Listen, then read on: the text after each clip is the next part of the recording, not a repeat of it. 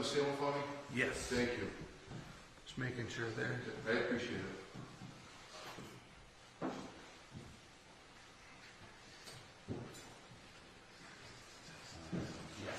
Test says AC testing.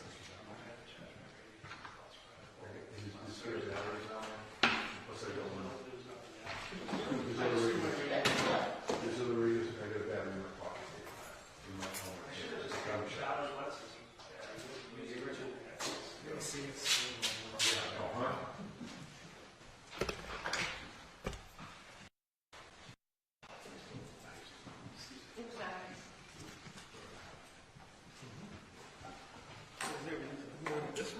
What? The microphone this way? Yeah. No. Towards the hook. Yeah. Because there's nobody here. Yeah, whatever you can pick up.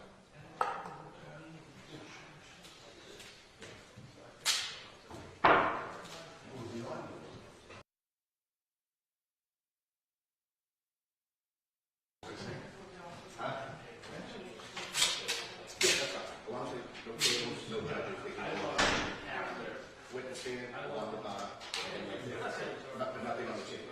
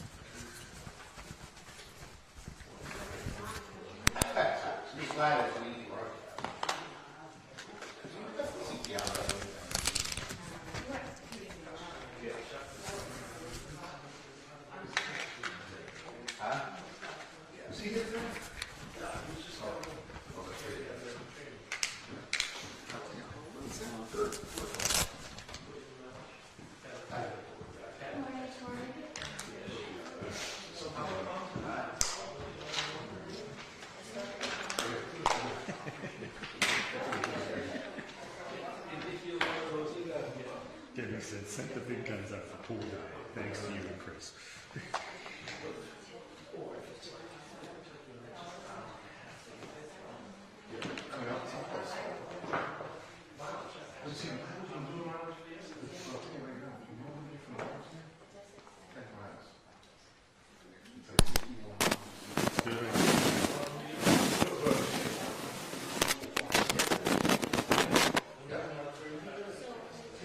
Good that I just heard something. Yep, that's good. I'm hearing stuff.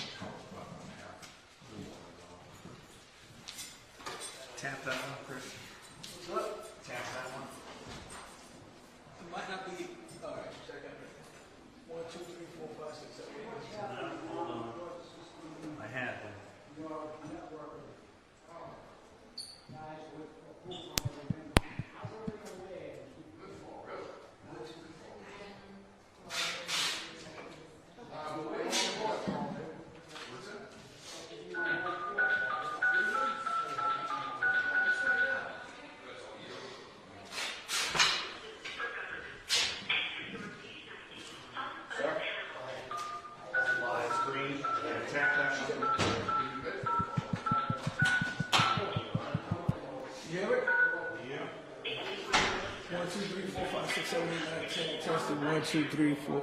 Flushing. That's number 2.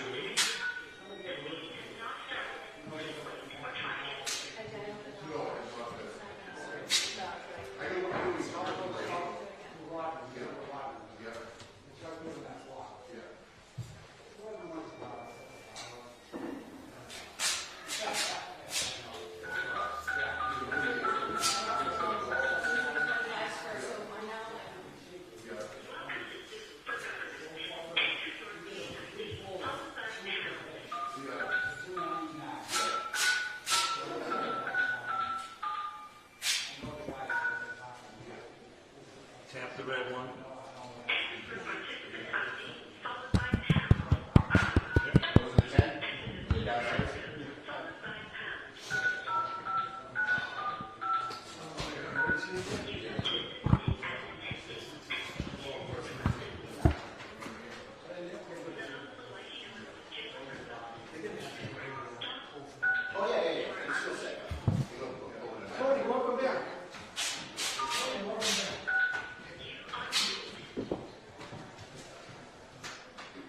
Tap the ground when you get a chance.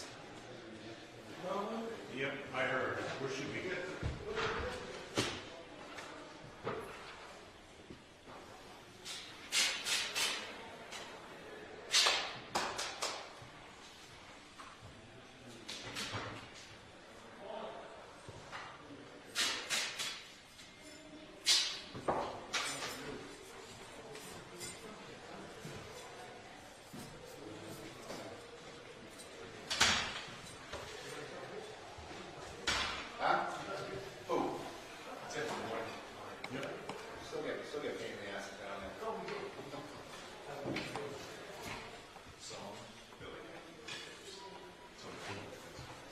Just talking from her.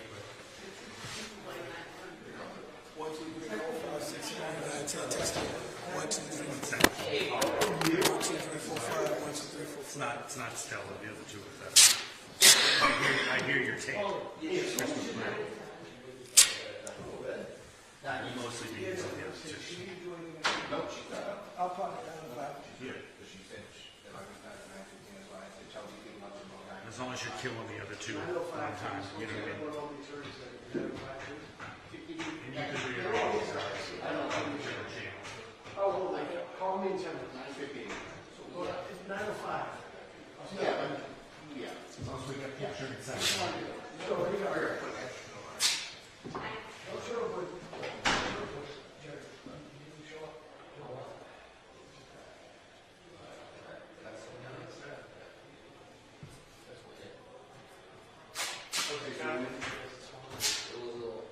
They decided to fill potholes on Retrial instead of calling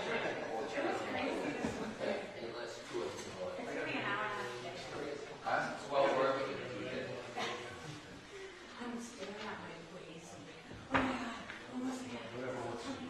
But no, but then when you get it, you don't get there. 50 feet away, it's still 20 minutes. I remember calling, what's the name? Police.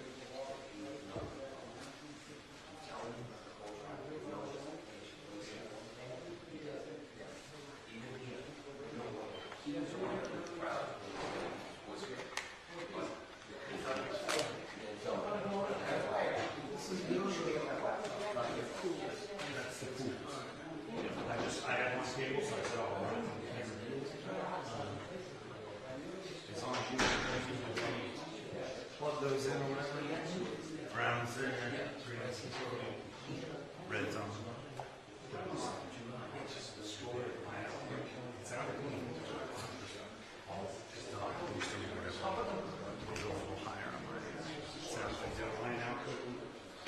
To me,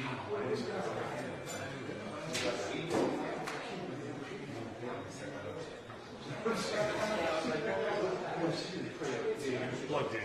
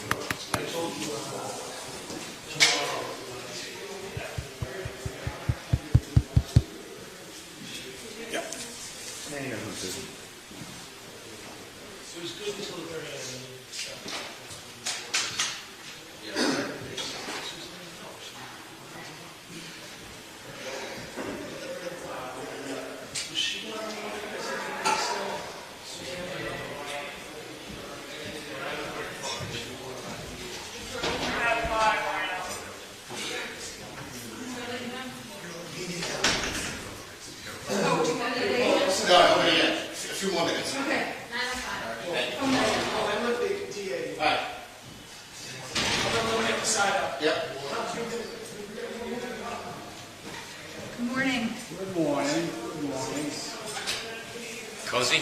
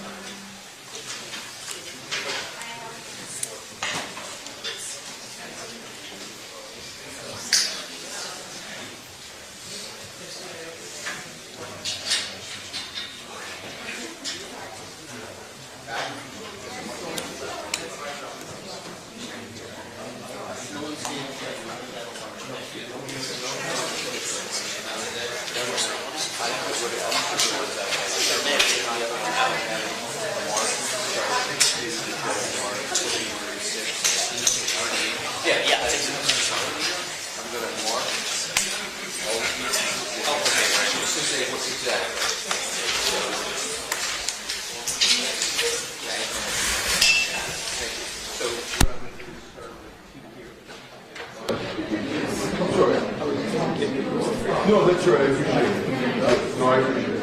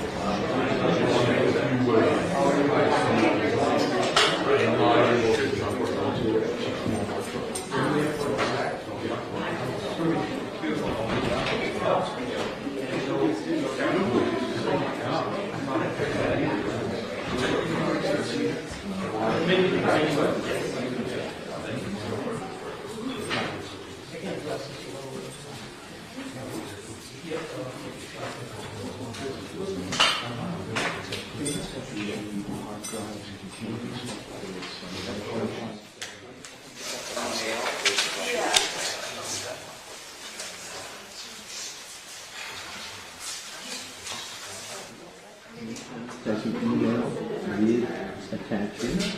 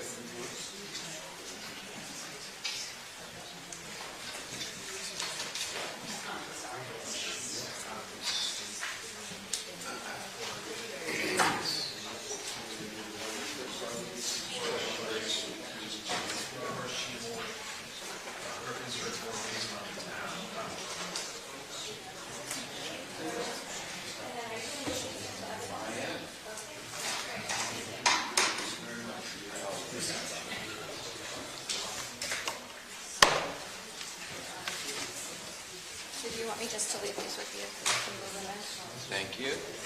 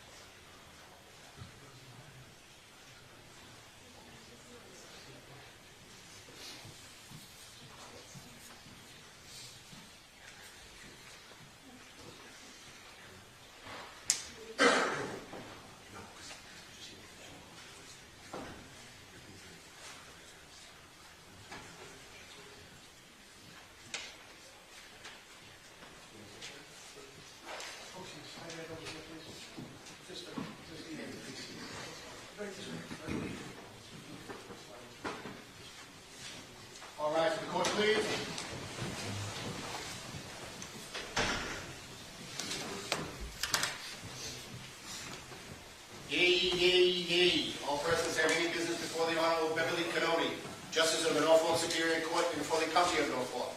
Draw near, give your attendance, and you shall be heard. God save the Commonwealth of Massachusetts. This court is now open. You may be seated. 22-117, the Commonwealth versus Cannone. Can I first identify myself for the record? Good morning, Your Honor. Laura McLaughlin for the Commonwealth. Good morning, Mr. Bluffman.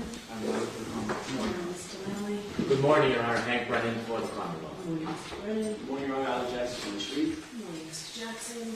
Good morning, Your Honor. Elizabeth Little, also on behalf of Ms. Reed. Good morning, Ms. Hill. Morning, Your Honor. Robert Alessi for Ms. Reed. Good morning, Mr. Alessi. And good morning, Your Honor. David Yannetti for Cannone. Good morning, Mr. Yannetti. Good morning, Ms. Reed. All right, so we've got a few things to cover today.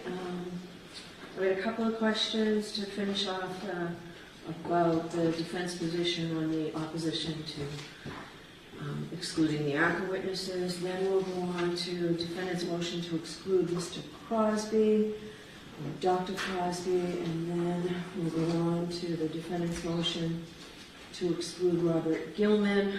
I know they're both under Daubert grounds, and we'll hear about that.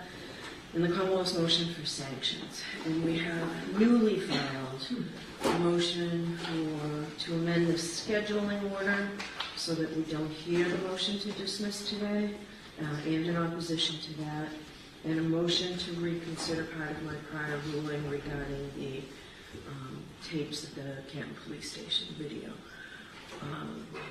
So that's the order that makes sense to me to finish up what we already had scheduled last week before we do anything else. So the questions that I have, before we start, so I want it to be very clear, counsel knows this. There has been some attempt at distinction between defense counsel. Mr. Yannetti wasn't on the emails. Ms. Little wrote the pleadings that everyone signed. Mr. Alessi's late to the game here. But you all know that when one of you speaks, you speak for the entirety of the defense team. When one of you acts for the entirety of the defense team. And when one of you makes representations or misrepresentations, you speak for the entire defense team. You all know that. Do you understand that, Mr. Yannetti? I do, Your Honor. Mr. Jackson? Of course. Ms. Little? Yes. And Mr. Alessi? Yes, Your Honor. So, each attorney is legally accountable for the actions and statements of the entire team. So, now the questions that I have, Mr. Alessi, that you said you welcome questions, and I appreciate that. So I wanted to talk a little about that pause email that you call it. Could you stand, please, because I am going to Yes, I was going to go to the podium. Sure, go ahead to the podium. Thank you. I didn't want to stand while you were talking. You could stand. All right, so the pause email, as you call it. So first of all, we have that Wednesday, March 20th, 2024, 10:49 a.m. Email from Mr. Jackson. Dear Dr. Wolf, thank you so much for taking the time to get on the phone with me this morning. Pursuant to our conversation, please feel free to forward an engagement letter to this email address. I will get that countersigned and returned to you forthwith, along with your retainer as required. Also, if you could attach a copy of your, Dr. Rentschler's, and Mr. Klein's CVs, I would appreciate it. I look forward to speaking to you and your team soon as we iron out the logistics for your participation in the trial. Thank you again, AJ. Then, as you pointed out, 2 days later, an email from Daniel Wolf to Mr. Jackson regarding Reed engagement, and that's the title of the other one. Subsequent to our conversation on Wednesday, the U.S. District Attorney's Office has asked that we pause on any further conversation until we receive additional information from their office regarding our involvement moving forward. I will provide you an update when I have it. Thanks, Dan. You called that a pause email, but when I was looking through my notes, what you said was, based on that pause email, I infer that there was no further discussion between ARCA and Mr. Jackson regarding compensation and retainer, and then out of the blue, the bill arrives. So my question to you is, Are you inferring, or do you know that to be fact, that there was no conversation, emails, texts, letters, phone calls? Do you know that to be fact, or is that what you are inferring, as you said? I am inferring, Your Honor, I do not know that as a fact. Okay. So now my next question is regarding the invoice and the payment or fact of payment. So the invoice was provided on February 13th, 2025, provided to the Commonwealth. The bill itself was paid on July 25th, 2024. Why wasn't the record of payment produced at the same time? Same time as what, Your Honor? As the invoice. And you're referring to the record of payment being... Yes, why wasn't the fact that this payment was made? It didn't come out, for me, at least for the court, until I asked you midway through your proceedings. And in fact, I have the opposite. I have filed after that February 13th date, and I know Ms. Little filed something yesterday to clarify this. It seems pretty clear. This was filed, I believe, on the weekend, February 16th. In the Commonwealth's opposition, defendant's opposition to the Commonwealth's motion to exclude employees of ARCA, the Commonwealth's motion to exclude these exculpatory expert witnesses who were not hired or paid for by the defense is not made in good faith in a desperate and transparent attempt to keep exculpatory testimony of neutral expert witnesses from reaching the jury in this case. Going on to the next page, ironically, the Commonwealth accuses the defendant of failing to comply with her discovery obligations while conceding that the information is not in her care, custody, or control. Moreover, here, the defense has gone above and beyond its reciprocal discovery obligations and has already satisfied all of its mandatory discovery obligations under Rule 14 and turned over all additional information in the control and custody of the defense relating to the ARCA witnesses as ordered by the court at the last hearing, in spite of the fact that the defendant's reciprocal discovery is not yet due. How do you reconcile that? I had to ask you midway through your presentation whether that bill was paid. I'm going to answer it, Your Honor. I just wanted to make sure you were finished with your Go ahead. question. I learned that that invoice was paid Sunday night before February 18th. I'm going to repeat that. I learned... You don't have to I'm sorry. repeat it. And again, what you know and what all counsel know is one and the same. I understand, Your Honor. And I want to... So I'm answering your question. That's part one of the answer. When that was submitted on the 16th, I had not gone and done my investigation and gone through and asked all the questions that I did. So that's part one. Part two of the answer is, Your Honor, you've referenced that I didn't get to the payment until the middle of my presentation. The reason is because I did my presentation in chronological order. And that's the notebook that I laid out. I started with March, went all the way through, and when I got to the invoice, before I could state that it was paid, Your Honor asked the question, was it paid? And my answer was, right away, yes, it was paid, and I said, and that's what I was going to get to next. So the reason why it came out when it did is because I did the whole presentation in chronological order. But the motion, defendant's opposition to the Commonwealth's motion to exclude employees of ARCA, is signed by you. Your Honor, it is signed by me, but if I could with regard to 3.3A1. 3.3A1 is not a strict liability statute. That's the reason why it has knowing in it, is in order to violate 3.3A1, the attorney in question has to know with regard to the fact in issue. So respectfully, Your Honor, I have a different view of what an attorney is responsible for under 3.3A1. You're absolutely correct. Under everything else, particularly Rule 14, it can be no excuse for any attorney, including me, that I didn't know what was happening in discovery. That's not the way Rule 14 works. I am responsible for everybody. But, Your Honor, it's clear in the commentary, it's clear in the case law. The reason why knowing is with regard to each attorney is no attorney can be responsible for the statements of issues of fact in court when it comes to a 3.3A1 analysis.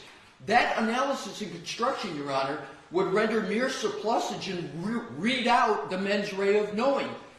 In something that critical of candor to the court, that's why they put the mens rea in, because no attorney can be responsible for a misstatement of fact of another attorney unless they have knowledge of the misstatement and they knowingly participate. So I respectfully have a different conclusion than Your Honor does about attorneys being responsible for statements on candor under 3.3A from everything else in the world, which I agree completely with Your Honor. All right. I'm not going to ask our counsel.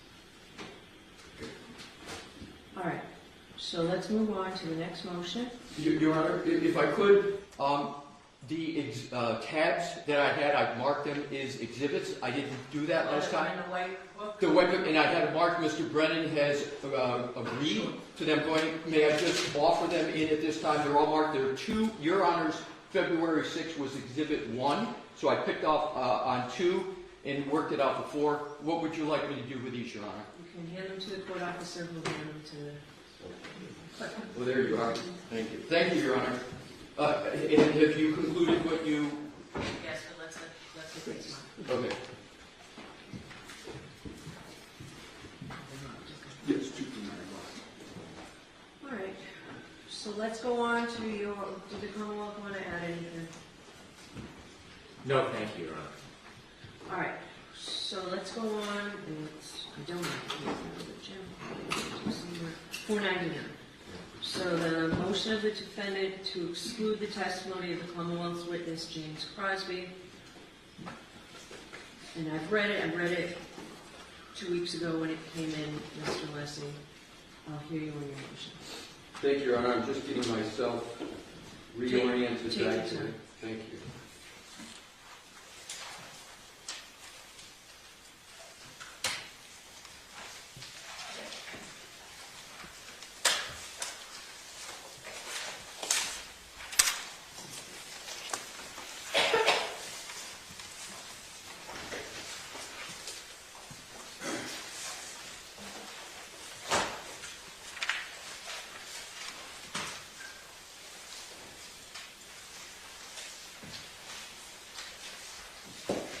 May it please the court.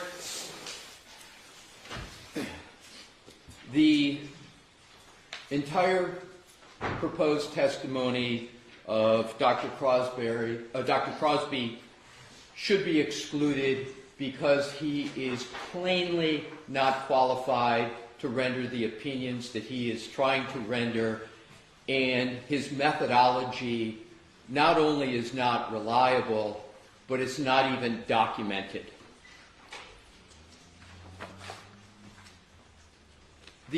Your Honor well knows the inquiry under Daubert Lanigan, so I won't go through Rentala and the rest. Your Honor's heard it many times before. Under the qualifications prong, the crucial inquiry, Your Honor set the standard for the subject matter of his testimony. And what is the subject matter of his testimony? The subject matter of his proposed testimony is the medical cause of the injuries and wounds to the right arm of the decedent. I'm going to get into how Dr. Crosby tries to camouflage to avoid the impact of the standard Your Honor established. But that is clearly what he is trying to do. And I cite to NDAO 1377, NDAO 1382, because that is where he renders his opinions. For example, he says, this is a preliminary response to your request for my professional expert opinion regarding injuries and defects to the right arm of decedent John O'Keefe. Similar statements So it's very clear that's the subject matter of his testimony. Your Honor stated, with regard to Dr. Rentschler, that it is clear to me that in Massachusetts, biomechanical engineers are not qualified to testify as to medical causation of an injury. Point. Only an MD can do that. That's what Your Honor said was the clear law in Massachusetts. Admittedly, indisputably, Dr. Crosby is not a medical doctor. As a matter of fact, Dr. Crosby is not a veterinarian, he's not a forensic odontologist, and those are all disciplines that can even get near the type of subject matter that he's looking to opine about. He tries to dodge that very impactful standard that Your Honor established by saying, well, you know, this case is not about the treatment of the decedent. It's not a case about the treatment of the wounds on the right arm, and yeah, you'd have to be a medical doctor to treat, but that's not what the issue is, so I'm okay. It is a total straw man argument. He's creating this treatment. Nobody ever said the way that the issue is treatment. Dr. Russell never said treatment. Dr. Crosby made it up. So he creates this straw man to try to avoid the medical causation opinion that he is given, and I think that's a clear indication that he is very, very sensitive to the issue that he's not a medical doctor.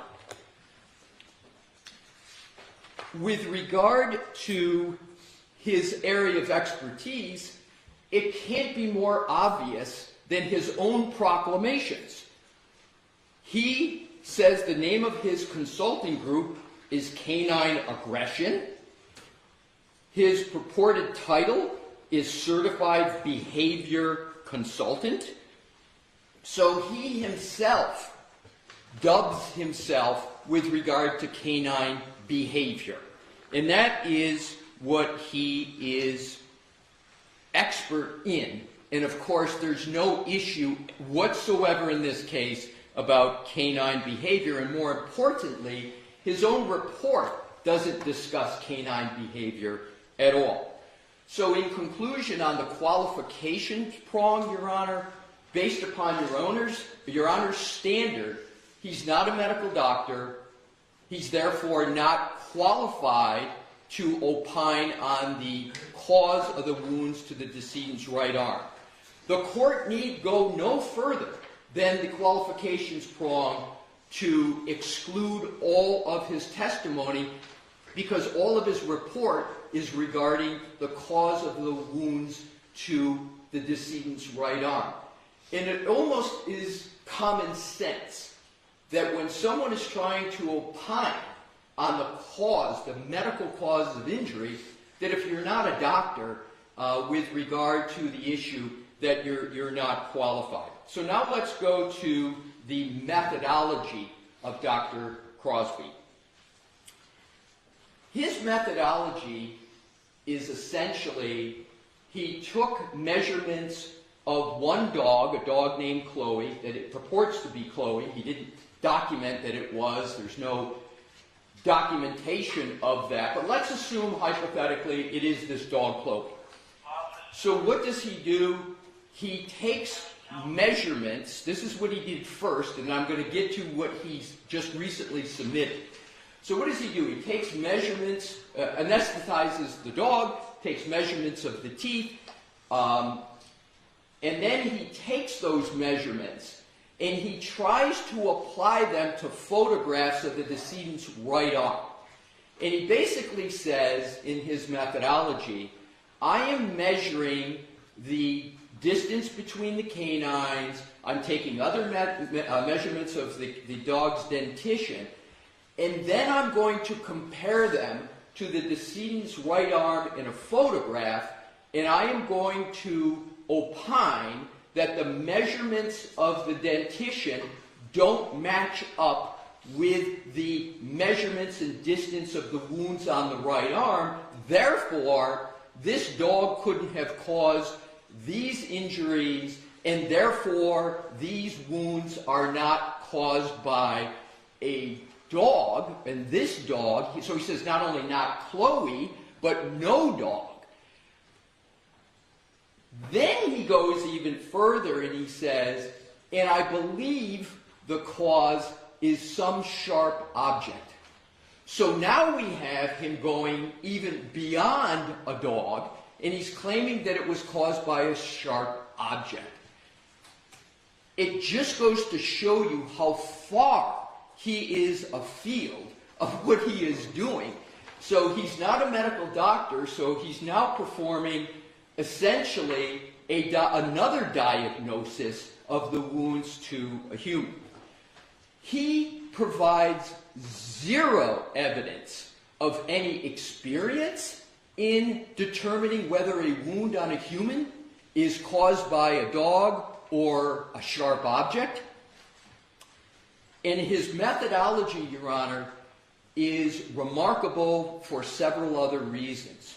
First, he uses a hospital wristband to take his measurements because the photographs of the autopsy didn't have the ABFO ruler in them.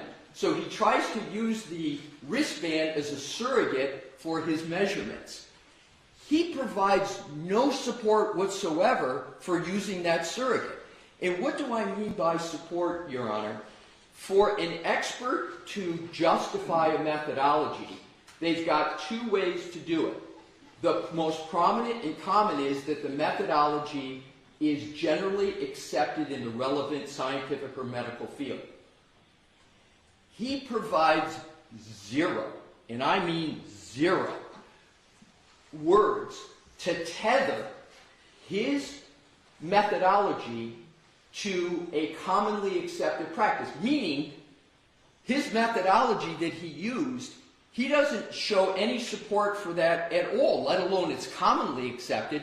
He doesn't cite to one study, he doesn't cite to one scientific publication that says this is a permissible way to determine whether a bite is from a dog. So the burden, as Your Honor knows, is on the Commonwealth to establish the methodology. And I note, Your Honor, that the Commonwealth, in its first response, states in the third paragraph, Dr. Crosby engaged in recognized methodology to study the abrasions on John O'Keefe's arm. What recognized methodology? Where is it? It's not in his report, and it's not even in the opposition. So they try to brush over with a conclusory statement, Dr. Crosby engaged in recognized methodology, when it's nowhere in their opposition. Where's the recognition for it? That dooms completely their second prong of Daubert. Then what they say about methodology in the same paragraph, they say the methodology employed was based on facts, science, and study. What do they cite to? They cite back to Exhibit 1, which is his report, which has not one footnote, not one reference in his report to support it. So the statement the methodology employed was based on fact, science, and study is a bald conclusion with no support at all. And this was the opportunity for the Commonwealth. I put it pretty clearly what the challenge was, for them to come back and say, oh, no, the methodology, it's recognized, and here is the basis for it. It gets worse for the Commonwealth, Your Honor, on the methodology, because there are potentially some methodologies that might be used. They're called into serious question, but one of them for humans, not for dogs, is what the ABHO talks about is the dental mode and overlay method. And that is basically take a mold of dentition, and in the most recent submission, the Commonwealth put in, very belatedly, but I can deal with it, that Dr. Crosby now says he took molds of the dog's teeth. And so I'm going to accept arguendo that he did that, and he did it correctly. But what he misses is those molds are meaningless unless you come to part 2. You've got to take those molds and compare it to something. And the something is what's called the overlay method. And what is the overlay method? And this is all set forth in our opposition, and I've got citations to the exhibits, which I'm going to go to.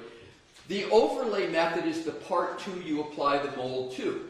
So what you do is you take tissue samples of the wound, and you make, there's a variety of techniques you can do, but you basically create the wound on a model, and then you compare the mold to the model to see if they match up or don't match up. He never engaged in the second part of what is, even with 2 parts, is a questionable methodology. He doesn't employ the overlay method, the part 2. So the molds that he took are meaningless unless you have the overlay to go with it, because that's what you compare them to. More importantly, the ABHO makes it clear that the only people that can do that are forensic odontologists. And even then, the science is very questionable. What he also does in terms of, and also for his methodology, where it's just a measurement, he provides 0 citations, and the Commonwealth provides 0 support for taking measurements in molds and comparing them to the wound. 0. So what are the other errors of Dr. Crosby? And these are not mere differences of opinion, Your Honor. These go right to the methodology. And we put in an affidavit of Dr. Russell, who is the medical support for his errors. So Dr. Russell goes through and talks about all the errors that Dr. Crosby caused in his analysis. The first, she says, is that he treated the arm of the decedent as if it is a static, plastic mannequin-like object. And what is meant by that? Your Honor may recall Dr. Russell stated that when anyone is attacked by a dog, they move their arm, they flex their arm, and they move it, etc. And that can cause a dog's teeth to have an incomplete bite, etc. Dr. Crosby doesn't account at all for that movement. So what he did was he treated the arm as if it never moved, and then he said, I'm going to take the dog's teeth, measure it, and then I'm going to take those measurements to a static arm. And he says it's just the distance is too far off to say that it was from any dog. Well, what he didn't account for is that when the arm flexes up, as it always happens in a defensive wound mode, those angles and those distances change. They get closer together. It's common sense, but it's also medically supported by Dr. Russell. And she said when you do that flex, that is going to make those wounds approximate the canine. But the fact is, her main point is he never accounted for that in his methodology. It's not an opinion. It's a methodology.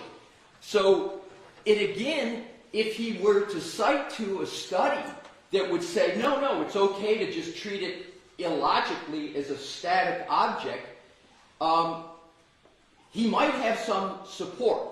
But he doesn't, and there is nothing in the literature because nobody believes that's at all realistic in a dog attack. So that's her first criticism of him.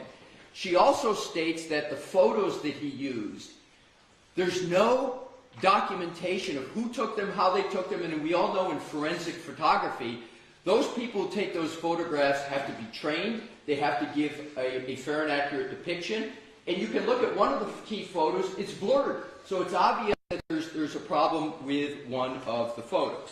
She also aptly points out that there's not one citation in his report to any support for anything that he did. The Commonwealth, in their opposition, spent more words going back trying to attack Dr. Russell than they did trying to support their own expert's opinion. And I just counted the lines. I'm not going to tell you what the count is, but there's more lines basically trying to say that Dr. Russell's entire testimony and opinions lacked adequate authority. My. She had, I think, 31 footnotes in her report. The one who entire opinions lacked adequate authority is Dr. Crosby. The other criticism that she has on the methodology of Dr. Crosby is that he didn't account for the dimpling and pinching and piercing of skin. Human skin, when there's any pressure, particularly with a bite, it moves, it dimples, it hits the muscles, etc., etc. He gave no account for the condition of the human arm and skin and anatomy, perhaps because he's not a medical doctor and doesn't know the area.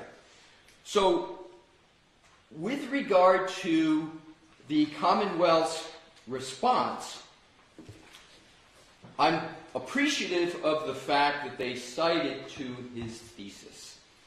So what they say is, in the second paragraph, they said his master thesis, the specific use of evidence in the investigation of fatal dog attacks, has been peer reviewed.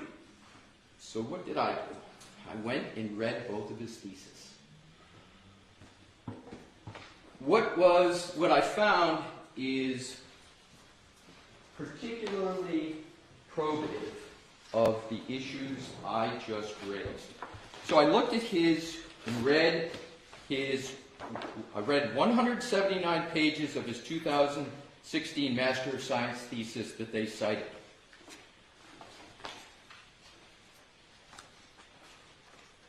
In it, he talks about,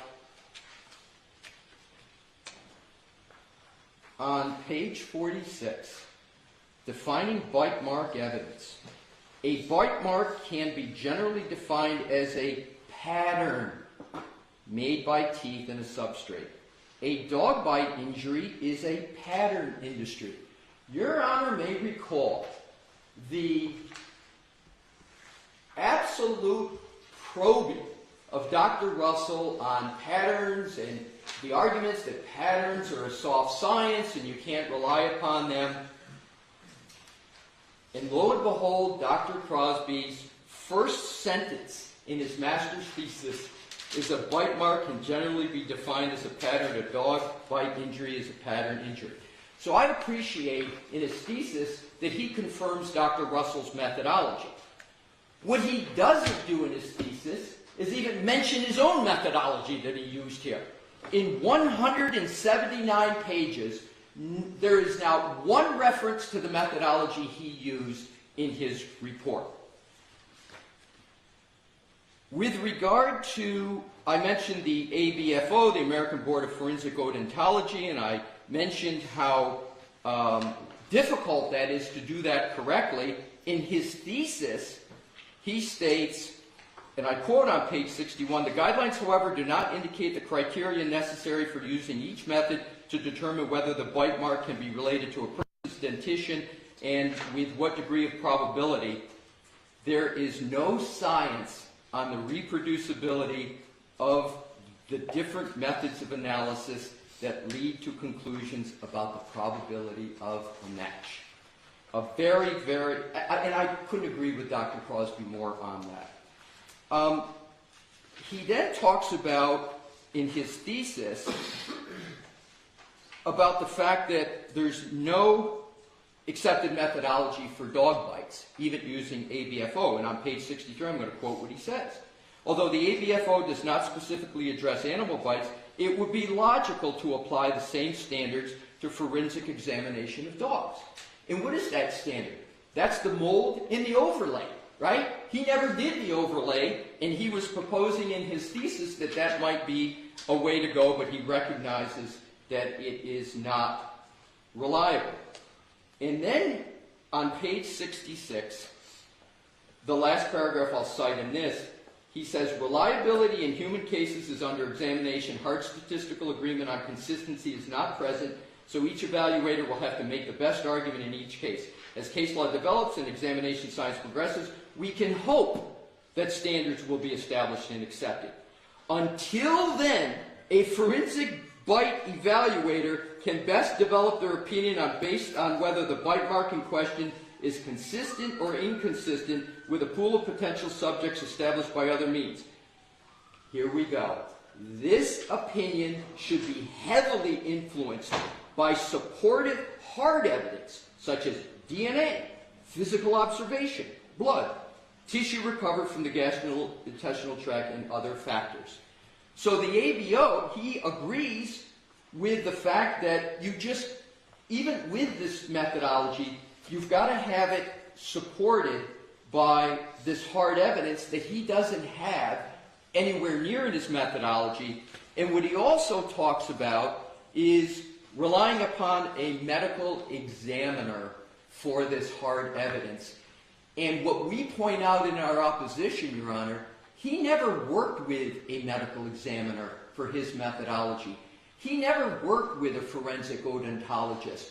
In the case law that we point out, even in this very suspect area of bite mark analysis, even in the cases that allow it for humans, they are all cases where there had to be a forensic odontologist or a medical examiner involved for quite obvious reasons.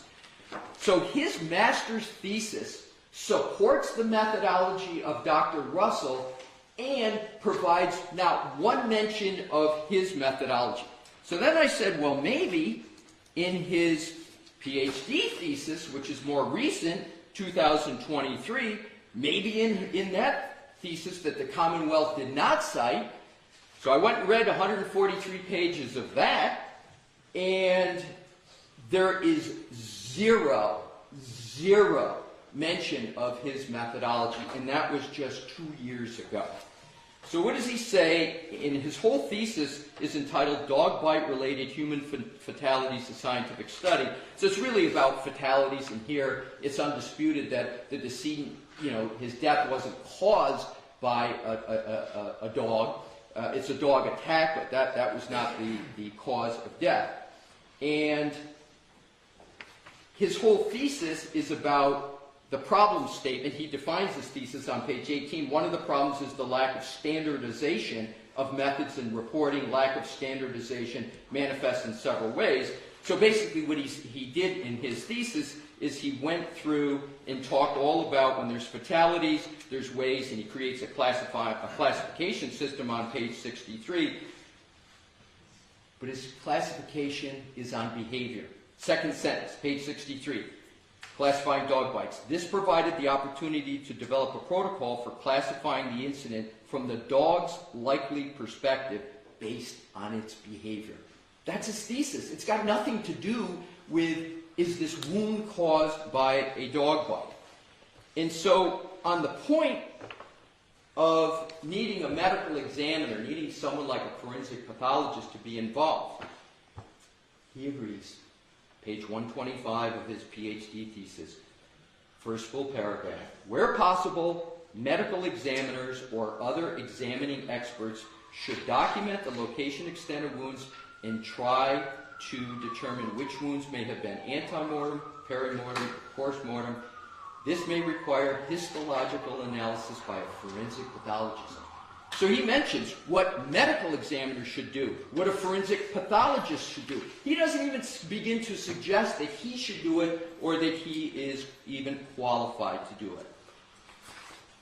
So in sum, Your Honor, with regard to Dr. Crosby, whose degree is in veterinary science, I don't know what that is. Dr. Russell doesn't know what that is. It's certainly not a veterinarian, although if one reads it quickly, one might think that's what it issued. He's not. He was a police officer for 22 years. And even then, he wasn't like a canine police officer. He had an interest in them then. And it wasn't until he retired that he became active in dog behavior and how dogs behave, if they're aggressive, etc., etc. So why is it, Your Honor, that we respectfully submit that he cannot testify with regard to the subject matter of his report, which is the medical cause of the wounds on the decedent's right arm? He's not a medical doctor. He's not a forensic odontologist. He's not a veterinarian. He has none of the qualifications to do that. And he surely doesn't have any qualifications to say it wasn't a dog, but it's a sharp object. And then with regard to his methodology, he doesn't document at all how that methodology is generally accepted. He doesn't even, nor does the Commonwealth even talk about the non-exclusive Daubert factors and how they might satisfy that alternative. And lastly, when he speaks and writes a master's thesis and a PhD thesis of just 2 years ago, he doesn't even mention the methodology that he used. So, Your Honor, in Your Honor's opinion about Dr. Russell, stated that it was a close call for Dr. Russell in her ability to testify. If it was a close, no, not if, since it was a close call for Your Honor, I believe it is as distant a call as possibly could be made with Dr. Crosby. So I respectfully request that he be excluded. There's no need for a Daubert hearing. It's plain on the papers, and it's not something that is curable. The Commonwealth tried to submit very recently a mold. Interestingly, they never tried to document the methodology, tether it to study, show that it was recognized. They've now had 2 tries at it, and they haven't come close, and I'd urge the court to reject it. A jury should not have to hear from a dog behavioralist on what was the cause of the wounds to the right arm of the deceased. All right, thank you very much.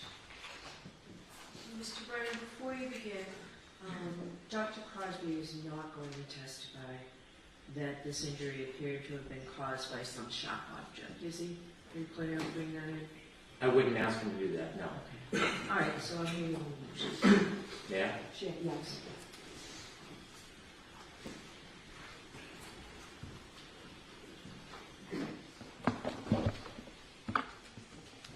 Mr. Alessi tries to point out differences between Dr. Russell and Dr. Crosby, and there's always going to be differences between experts.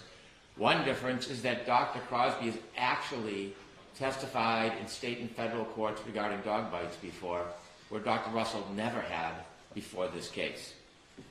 And so, in preparation for Dr. Russell, we provided not only a CV, a history of his education, but also an actual report.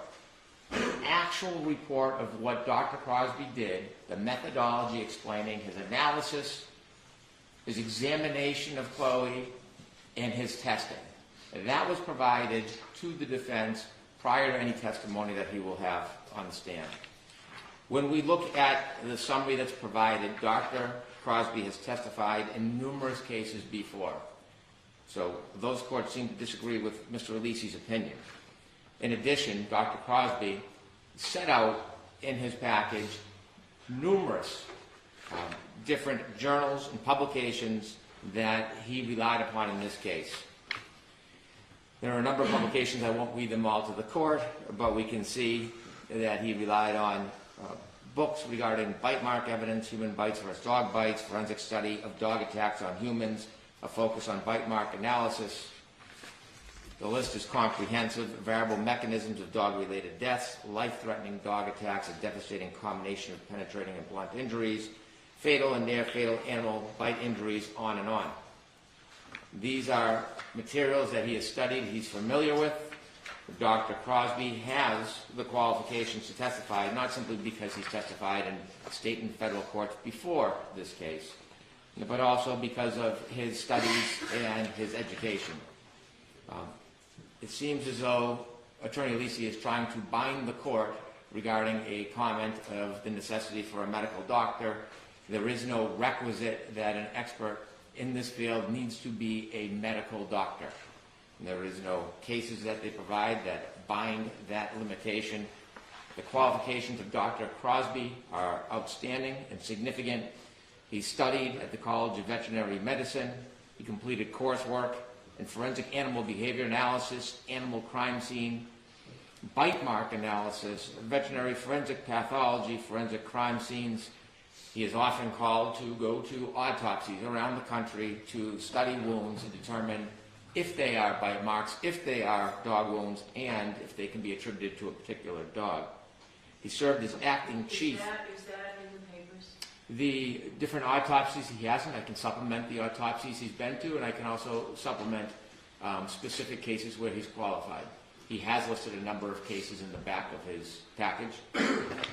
So do I have the exhibits that I have are attached to the Commonwealth's, the defendant's motion? They So have- I don't know that I have all the reports.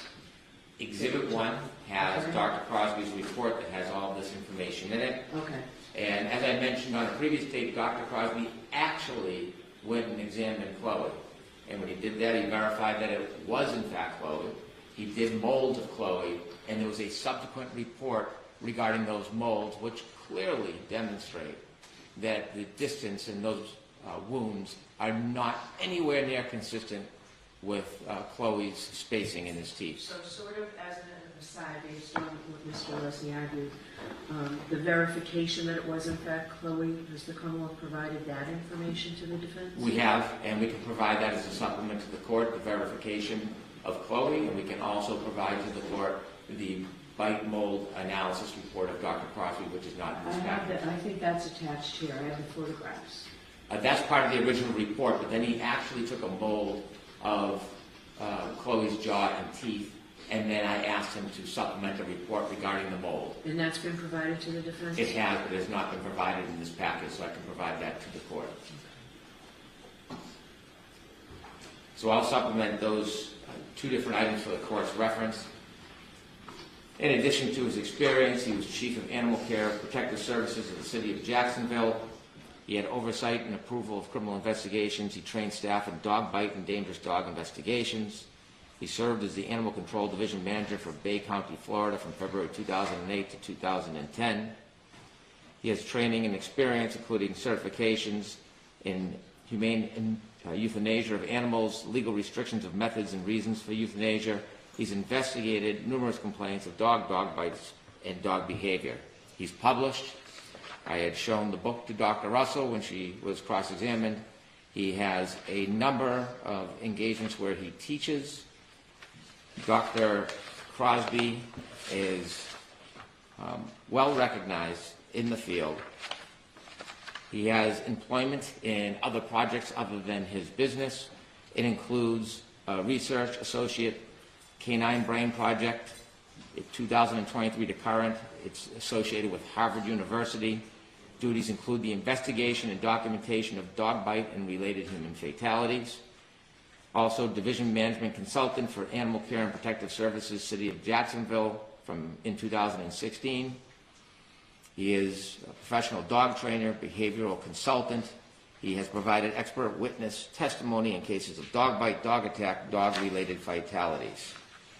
Now, in Dr. Crosby's report, he outlines his methodology, and you can see it is specific, it is detailed, it is consistent. And so when we compare, I'll refrain from getting into too much of a comparison, when we see the actual study of dog bites, we see something different in Dr. Crosby's report. They're not unsupported claims that change from time to time. You can see that there are the pictures of Mr. O'Keefe's arm, and we can see the band in which he used to measure. You can see multiple pictures of Chloe's jaw, mouth, teeth, canines, incisors, and then you can see that he has measured the distance of all of those teeth specifically. And then in his methodology, he outlines each group of lesions, specifically lesion group 1, lesion group 2. And then he goes into an analysis of the different groups of lesions. He explains why they are wholly inconsistent with both a dog bite and any animal bite. And he also describes and explains that the distance between the wounds are totally dissimilar to Chloe's mouth. He does look, as Mr. Alessi suggested, at other support, such as DNA. And in fact, he embraces other support. In this case, there is no canine DNA, significant to Dr. Crosby because in virtually every case he finds canine DNA. So he does look to alternative sources. And mindful, there was pig DNA found, so it wasn't as if the sample was obliterated or destroyed and there was no materials available for testing. It's just the unfortunate consequence that there is no animal DNA. And so while there are different methods, and some of the things that Attorney Alessi spoke about, dentition, deal with human biting, not dog biting, his methodology is set out very clearly on how he came to these determinations, what he did in his study. He actually engaged in an investigation in this case before providing his opinions. So Dr. Crosby is well qualified. He has been accepted in state and federal courts before this case. He did a thorough examination. He has ample support for his training and experience, and his opinions are soundly based not on hypothetical or rhetoric, but on the facts, on the details in this case. He has never changed his position from one event to another. It has always been the same in this report, has not wavered, and he is highly qualified to appear in this case in rebuttal if necessary, if Dr. Russell is to take the stand and provide some or any of the opinions that she provided before. All right, so just to be clear, the Commonwealth does not intend, if I permit the testimony, does not intend to call him a new case in chief? Absolutely not. Okay. All right, Mr. Alessi, any follow-up? I do, Your Honor. Thank you.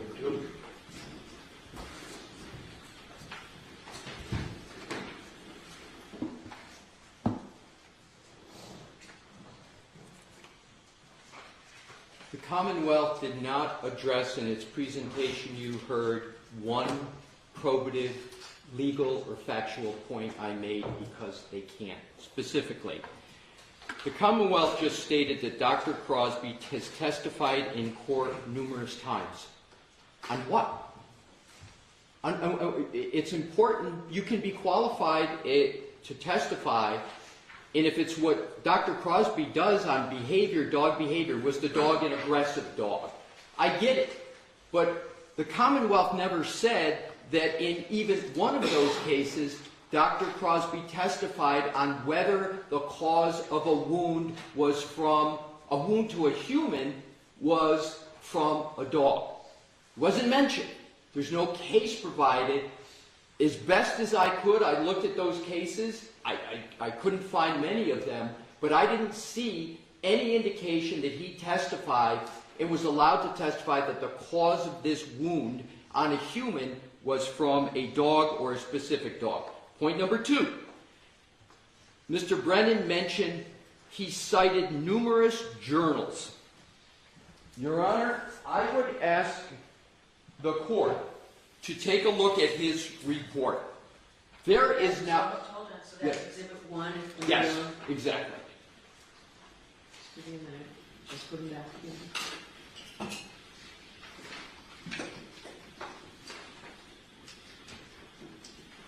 All right, so what page? Every page. The point is, there's now one footnote in any of his reports. So he does go through his purported methodology. I've never said he didn't present a methodology. My point is, his methodology is not accepted, let alone generally accepted, and nowhere in his report does he say this methodology, this measurement methodology, is accepted at all. And you have to either show in Daubert Lanigan that either your methodology is generally accepted in the relevant medical community, or that you can satisfy the Daubert factors, which I'm going to get to.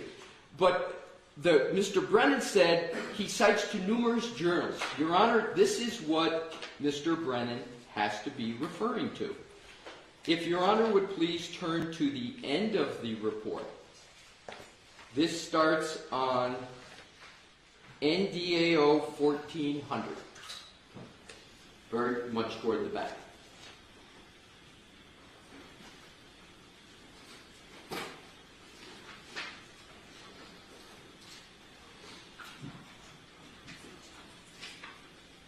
Okay. So he's got it in alphabetical order. Importantly, the page before, 1399, at the bottom is entitled References and Materials Consulted That May Affect My Opinions in This Case. You can't have an expert report that does a data dump of references and says, there might be something in here that I might have considered that might affect my opinions in the case. And that's exactly what he did. And the only conclusion I draw from this is his methodology isn't in any of them, because if he had to cite which one of these contained his methodology, he would have to be creating fiction. So when Mr. Brennan says he cited numerous journals, well, he did, but where does he tether his methodology to one of them? He doesn't because he can't, because his methodology, to the best of my research and Dr. Russell's, has never been accepted by anyone. So then what Mr. Brennan stated was that he participated in autopsies. My point exactly. He participated in them. He obviously doesn't perform autopsies, so it had to be with a medical examiner or forensic pathologist. He didn't do that in this case. There's no statement by him that he worked with a medical examiner, etc.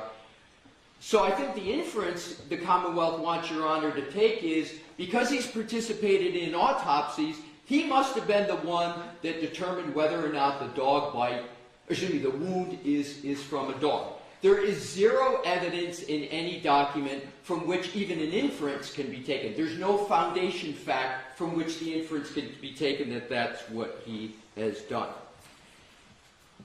He mentions a book that he tried to use on Dr. Russell and, for whatever reason, immediately truncated it. I will just reference that that book is not peer-reviewed, but importantly, nothing in the book that Dr. Crosby wrote, and I thank Mr. Brennan for bringing it up, there's nothing in that book that sets forth the methodology that he used here.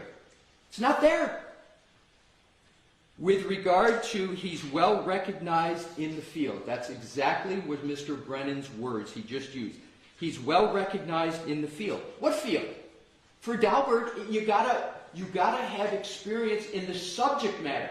I don't know what he means by field. Is it dogs, dog behavior? In Daubert, it's the subject matter, the testimony, which is what's the medical cause of the wounds to right arm. That's not documented. That's not even stated. He mentions Harvard, which people use for obvious reasons. You know, it's Harvard. But what is it that he is participating in Harvard in? This was from the words of Mr. Brennan. Canine brain behavior. I didn't hear anything that he's at Harvard opining on the cause of wounds to humans and whether they're not from a dog. Mr. Brennan said that he outlines his methodology. I agree with Mr. Brennan on that. He does outline the methodology that he uses. But fatal and problematic is he doesn't tether it to a study to say it's generally accepted, which is the key inquiry under either Commonwealth v. Davis, common acceptance, or the Daubert-Lanigan, the 9 exclusive factors. And then the last point that Mr. Brennan made is particularly telling. He said Dr. Crosby bases his opinion on facts. That's not the Daubert inquiry.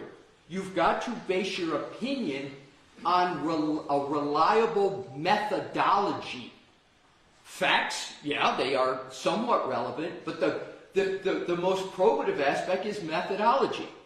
So I am still, after all this time we've argued this, waiting to see where is the study, where is the documentation that the methodology that Dr.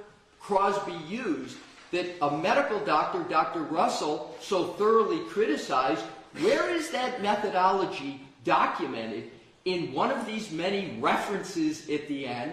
No footnotes in his study. I believe, and why isn't it, Mr. Brennan didn't respond at all to my points about Dr. Crosby's 2 theses, where you would expect his methodology to appear, and it's completely absent from there. So the question is, in conclusion, where is the home for his methodology? Where is the home? Where is the home in the scientific literature? It's an orphan methodology. It has no home because it's not generally accepted. So he is not qualified under Daubert, Lanigan, and his methodology is an orphan. And for those reasons, not only can he not testify with regard to whether the clause is a sharp object, but he has not, the Commonwealth hasn't even begun to meet its burden that his methodology is reliable for all the reasons that I have stated. And a good part of my position is based upon Dr. Crosby's own report that doesn't tether it to a study or general acceptance, and Dr. Crosby's own theses that don't even mention the methodology that he is trying to put forth in this case. Okay. Anything else, Mr. Brennan? Briefly.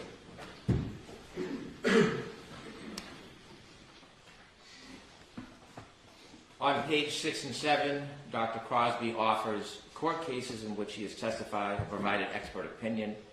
I will give you specific cases where he's been qualified in state and federal court.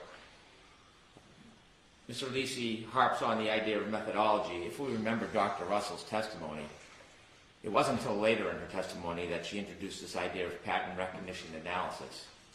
And we hear very little about the details. What we knew or learned from Dr. Russell is that she couldn't identify any of the wounds, none of them independently, just collectively. In fact, I think she opined that she was the only expert in the country that really could perfect the art of pattern recognition analysis. Attorney Alessi's arguments are the fact that he doesn't like the way Dr. Crosby wrote his report. But what I can say for Dr. Crosby is at least he wrote his own report. And when you look at Dr. Russell's affidavit in support, there's something, to be intellectually honest about it, striking. Kind of like her original report where it was clear to me that it wasn't fully written by Dr. Russell. You look at that affidavit, it is not consistent with the testimony or the mannerism or the way that expert speaks. And so a lawyer can craft an affidavit and help craft a report so it meets their idiosyncrasies, but that is not the arbiter if somebody's qualified. Dr. Crosby is qualified, he has experience, he's testified and been accepted by courts before. Thank you. Okay. So before we move on to the next motion was, it was filed after the other motions that we finished here. It was filed on February 21st, I believe. Defense motion to exclude, February 21st. Defense motion to exclude certain testimony of Commonwealth witness Robert Gillman, and in the alternative of Daubert hearing. So the last time we were here, I wasn't sure we would reach this. I think it had just been filed. So I don't have an opposition from the Commonwealth. I don't know if you wrote one, if you planned on writing one, or if you just wanted to go forward, and also whether you're prepared to go forward today. We do not have a written opposition, but we are prepared to go forward today. Okay, so I will hear you. Mr. Alessi, this is you again, right? It is, Your Honor. All right, so I'll hear you.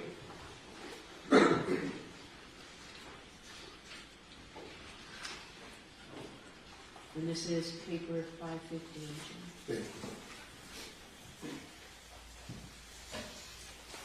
May it please the court,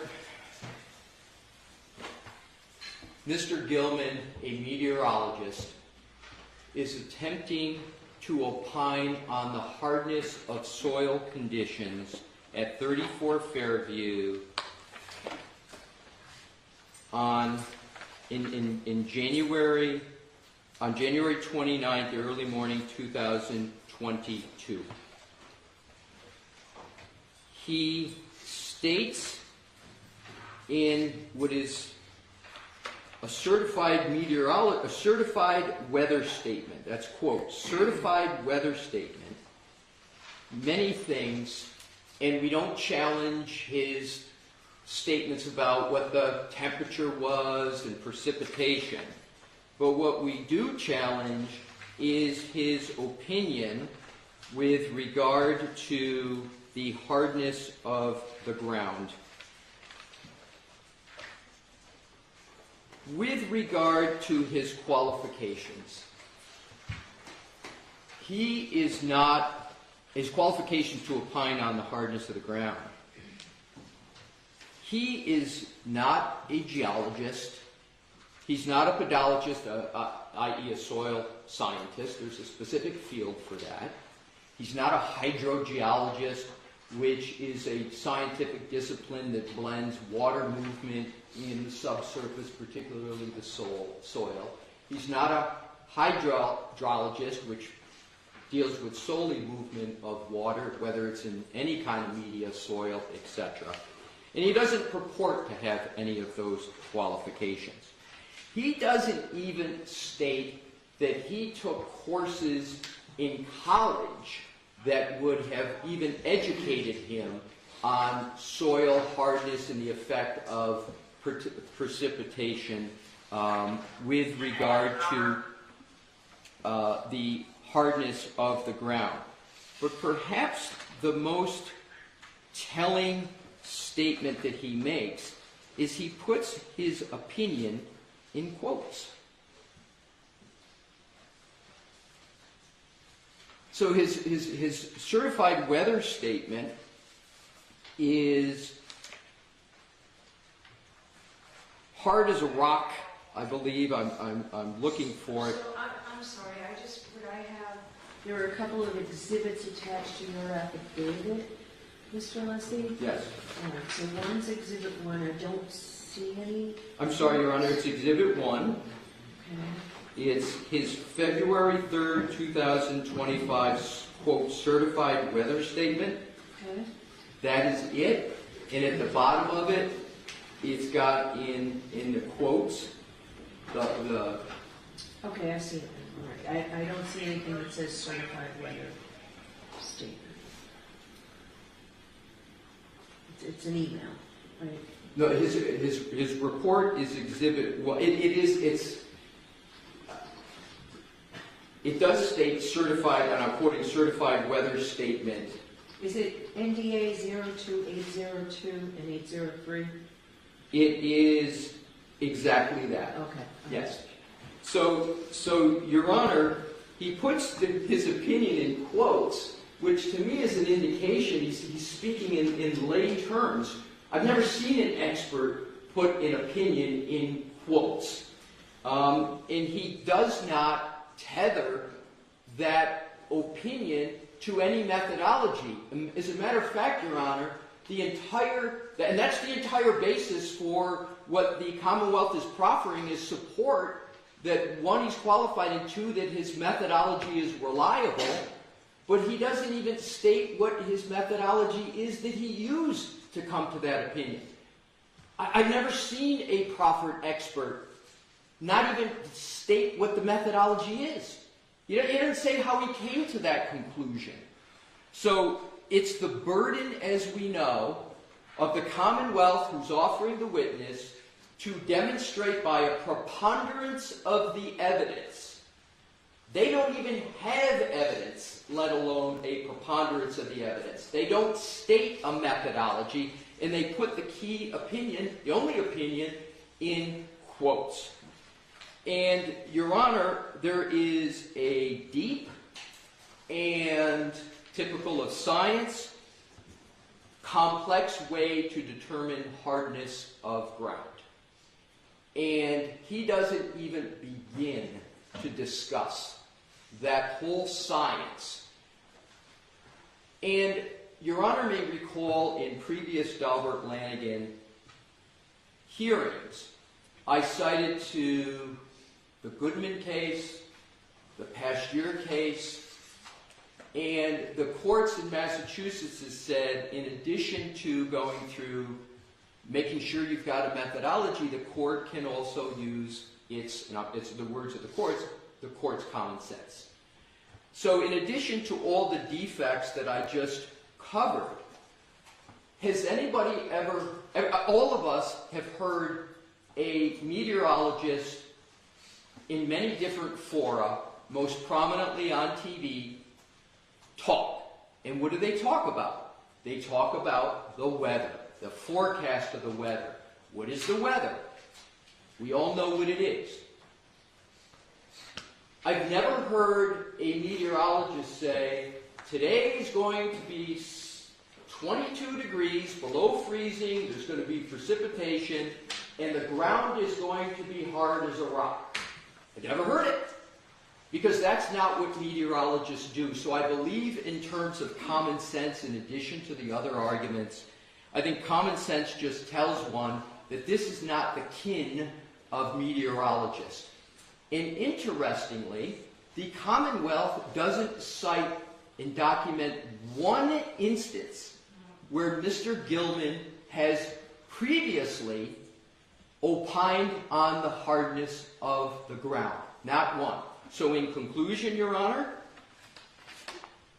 he's not qualified in this area. He doesn't even state a methodology to come to the opinion, let alone show that if he had a methodology, it's reliable. He puts the opinion in quotes. I think the only reasonable conclusion from that is he's using layman like an idiom, a term that people just use. You know, his head's as hard as a rock, whatever. But that's not science. And in order to give an opinion to the jury, the whole purpose of general acceptance, the whole purpose of Daubert, is it has to be based in science, and it has to be the methodology. There's none stated, and for that reason, and the others I've mentioned, Your Honor, Mr. Gillman, the meteorologist, should never reach a jury to talk about hardness of the ground. Thank you. Mr. Brennan, first question, do you intend to call this witness in your case in chief or for rebuttal? I do. Case in chief. All right, I'll hear you. Thank you.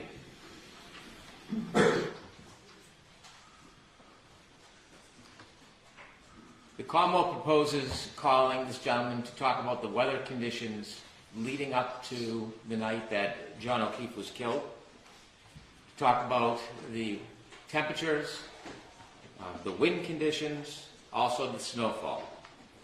It seems that the only complaint the defense has is the ultimate opinion that the ground at Fairview was hard as a rock. I think that that concern is easily remedied. I do not need to ask this expert if the ground at Fairview was hard as a rock. I can ask him about the documented temperatures, the winds, the snowfall, what makes the definition of a blizzard, how many hours have to elapse in certain conditions to be a blizzard. Also, he can measure the snowfall as it accumulated that night into the early morning hours because there's statistical evidence about it. And I would like him to talk about how ground freezes. Without giving an opinion that this ground was hard as a rock, he should be able to testify that over a period of time, the frost below freezes the ground. I don't need or would not ask Mr. Gillman to talk about the ground hard as a rock.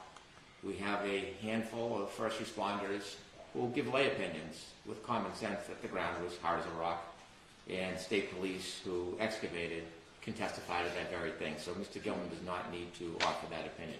If that's the only thing offending the defense, I think we can resolve the issue. Okay. Would you say that, Mr. Alessi?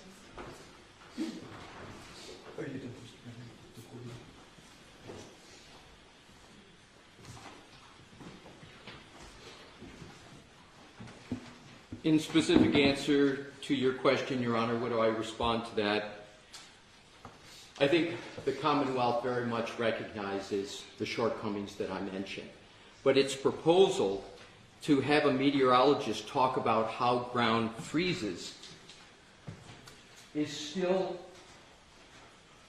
very much problematic because, just by way of example, how a ground, whether it's frozen or not, and how it freezes, I will give, Your Honor, citations to scientific studies that address and techniques as to how one has to do that. Benjamin J.G. 2005, freeze-thaw effects on penetrometer resistance in shear strength of... Why don't you put those in writing? Was that just a Google search? I saw that you had it on your... Actually, Your Honor, the answer is no, it's not a Google search. I actually consulted with the former head of the National Academy of Science on geology, Dr. Donald Siegel, who told me and gave how it is that one determines whether or not ground is even frozen. Okay, so that would be helpful to me. Is there any objection to the Commonwealth to me getting that? Not at all. No. Happy to provide it, Your Honor. Do you want to provide a copy to Commonwealth as well? I'd be pleased to provide a copy to the Commonwealth. All right, so I'll take this under advisement.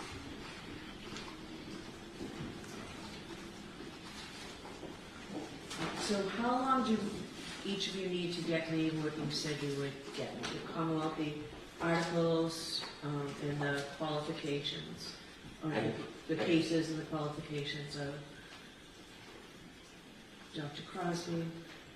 I can have that to you today.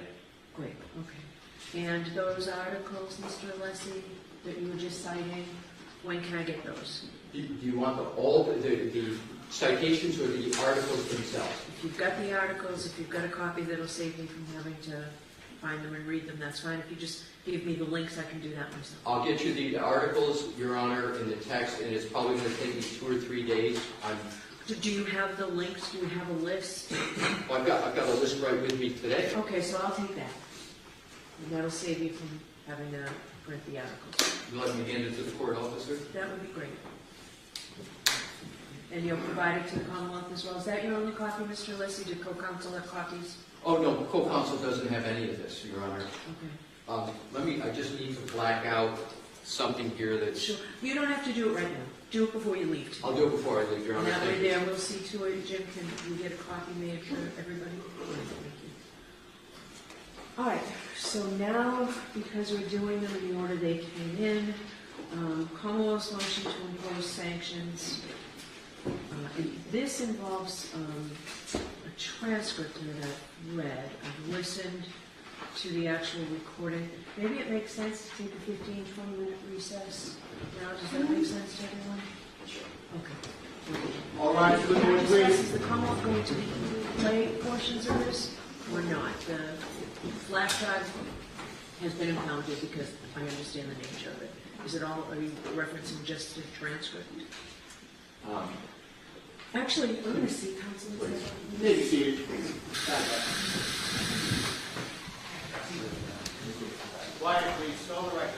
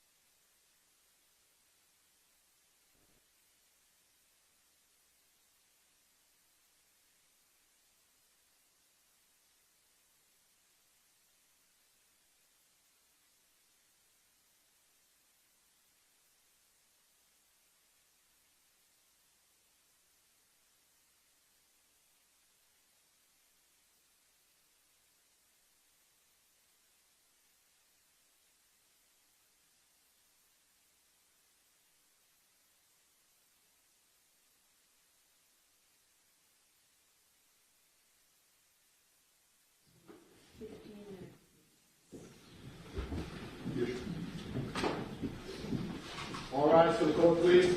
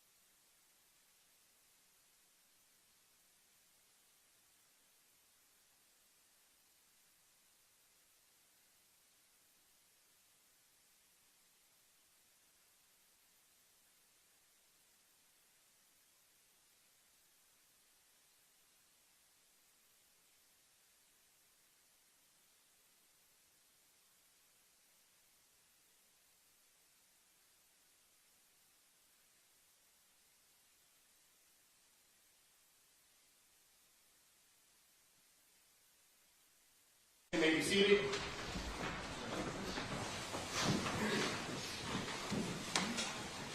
Great, I want to thank you both for getting me these materials, Mr.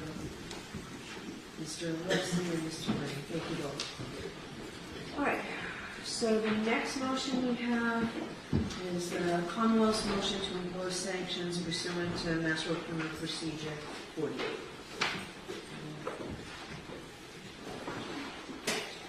Mr. Alessi, do you need a minute?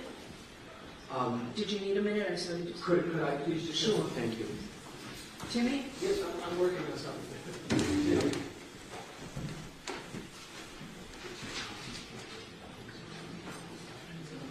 Why don't I take a 5 minutes? All rise, please.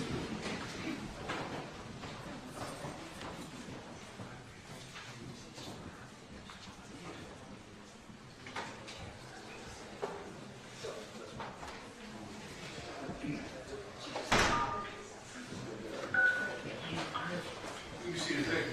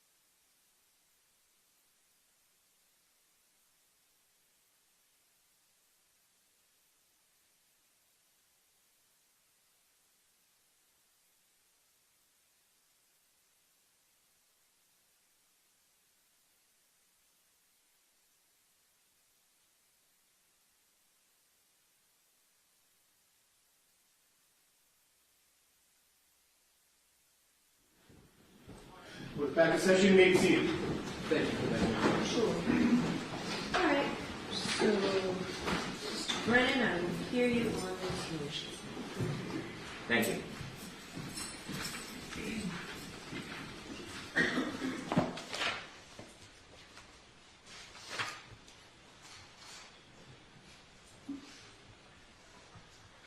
As the court's aware, there are certain materials throughout the duration of this case that have been disclosed to the defense pursuant to protective orders. Protective orders are sacred. If there was no need for protective order, there wouldn't be a need for court intervention to protect the material. When an attorney violates Mass Rule Criminal Procedure 48, the court can impose sanctions. In this instance, that was the genesis for this motion, there was recently provided materials that the court ordered the defense not to disclose to the public.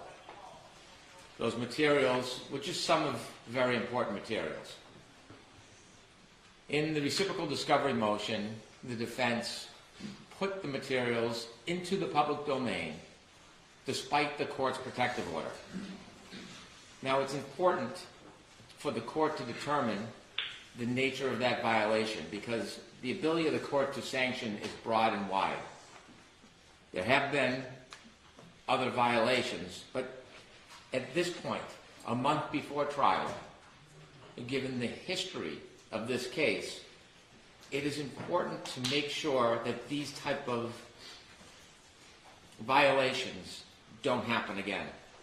What stands out to me in the reciprocal discovery motion that the defense used as a vehicle to disseminate this information to the public is that they create an argument suggesting why it is important to include this information. In the memorandum, page 9, what they suggest to the court is because the trooper did not want to watch the closing, it implied that he had been following the entire trial. There's absolutely no reasonable interpretation whatsoever that because a witness, like any other witness who was not bound by a sequestration order at the time of closing, didn't want to watch a closing, there is no good faith basis whatsoever that that witness watched other parts of trial. It is an empty shell to make that suggestion, which then gives them the tunnel to put this information into the public. And when you look at the nature of the information, it's obvious why the defense wants this information to the public. It's part of the consistent public relations campaign they have sought. It is a month before trial, and rather than discuss the facts and litigate the facts in front of a jury, it is a deliberate, ongoing, strategic investment to reach the potential jury pool. And it doesn't matter if it's attacking the trial court, the state police, the prosecutor, the prosecutor's office, witnesses. It is saturating the public with sometimes disinformation, parts of information that inevitably is going to make a juror's job much more harder. It is unfair to the court, it's unfair to the people of the Commonwealth, it's unfair to the Commonwealth, it's unfair to the prospective jurors. And so, not only is there really not a logical or a reasonable basis to put this information in, but when we look at the nature of the information, it becomes clear. And so we turned over this information 3 times. We did turn it over as a text message, and notice of discovery 51, a protective order was issued, docket 416. We produced it, notice of discovery 57, and again, there was a protective order, and then finally, notice of discovery 58 with a protective order. This is just some of the materials. It is beyond dispute that the defense violated that protective order. So in considering sanctions, I ask Your Honor to consider the history of efforts by the defense in this case to disseminate information or to make statements that should not reach a prospective juror before this jury trial starts in less than a month.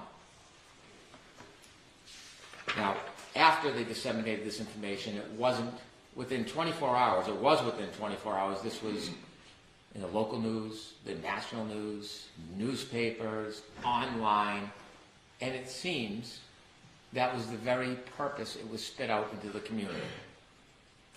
And so, the Commonwealth's position is there needs to be a sanction to stop violations of protective orders and violations of the rules of trying to convince the public before trial about a certain side's position. We've had a history in this case that predated me, docket 111, docket 262, where there have been efforts by the Commonwealth to stop, prevent extrajudicial statements, and despite that, it has not happened.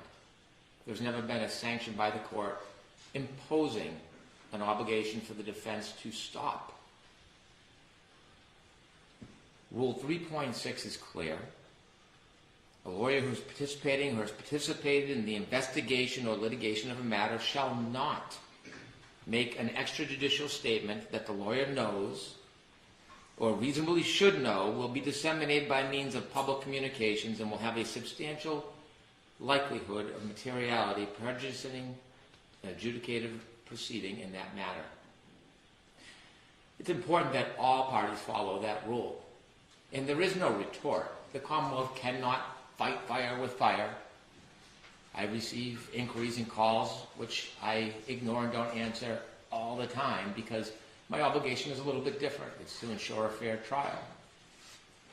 Nevertheless, when these type of violations occur, there really is nothing to undo the taint.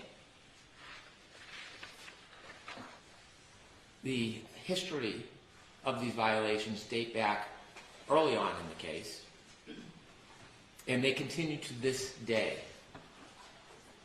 Fox 25, defense is quoted, certainly the Massachusetts State Police is involved. There are people that were in that house that are involved. Brian Albert is involved. Jennifer McCabe is involved. The rest of the folks that were in that house, there's some level of involvement by every one of them. Specifically, 3.6 is particularly concerned about disparaging witnesses, about giving a one-side opinion that may not be based in fact and truth about a witness. It is specifically concerned about the credibility of witnesses. There's been an ongoing promotion to talk about ARCA and federal witnesses and what the opinions are, which aren't in line with reality, the reports, or the testimony. It is a campaign. In addition to this recent protective order violation that got attention that money couldn't buy for a party, other information that was provided in our case, then provided in a collateral case, was again sent out to the public domain. The defense has not only trampled over 3.6, they've alluded continually about matters that have no basis in fact. January 18, 2024, District Attorney Morrissey is well aware he's a target of a federal investigation. We're aware of today's hearing in Norfolk County Superior Court in the Karen Reed matter. In connection with this matter, at no time has the U.S. Attorney's Office named any person or entity. That was the response by the U.S. Attorney's Office after they implied. Where was that made? Where was the January 18th comment that you just said? Where was that made? That was made by Mr. Yannetti, and I have a clip of it. He also appeared on court TV with Ms. Reed. The Commonwealth is moving for a protective order for these letters after revealing part of what they contain. The Commonwealth wants to keep the remainder of the letters hidden because the letters contain information that will embarrass District Attorney Morrissey and his office. The letters demonstrate that he's a target of a federal investigation for what his office has done to Karen Reed. This is... When was that court TV appearance? I can get the date for Your Honor. Recently, on February 18th, when we were arguing discovery motions, Attorney Little stood up, invoked the boogeyman, a federal investigation, attached themselves to the Birchmore case, and then proceeded to list off a number of troopers' names with no real association or relevance to any discovery motion. And this was a tactic to besmirch these hard-working, dedicated public servants simply by attaching them to a federal investigation for which there is no boundaries. Well, within 24 hours of those arguments, the Norfolk County District Attorney's Office was contacted by the United States Attorney's Office. And let me make crystal clear, they made clear that I could inform the court there is no longer any federal investigation into the investigation of John O'Keefe's death or any related matters. It is closed. It is over. So all those implications and innuendos that erode at the objectivity of our potential jury pool, well, they become more egregious when you see that they're not based on reality or fact. And so I submit that the ongoing, deliberate, purposeful poisoning of the potential jury pool is not only wrong and unfair, it needs to be stopped. And this last incident of taking a private email under a protective order and putting it in a pleading for the world to see is just yet another example. It's one small step in the marathon. Now, they've made their campaign clear why they're doing it, and how they're going to do that.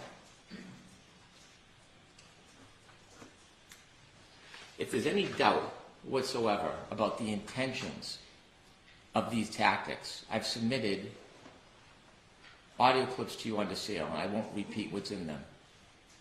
But that makes abundantly crystal clear why this is happening. And so, inevitably, the court has the ability to sanction. And as an aside, although an accused stands in a different or sits in a different position than the attorneys, grand jury minutes cannot be disseminated either. Not just the paper, in substance, they can't be. Doesn't matter who you are. And so the Commonwealth asks the court to consider sanctions so that we can have a fair trial, so that it doesn't limit the parties. It's not retaliatory. We will abide by the same rules.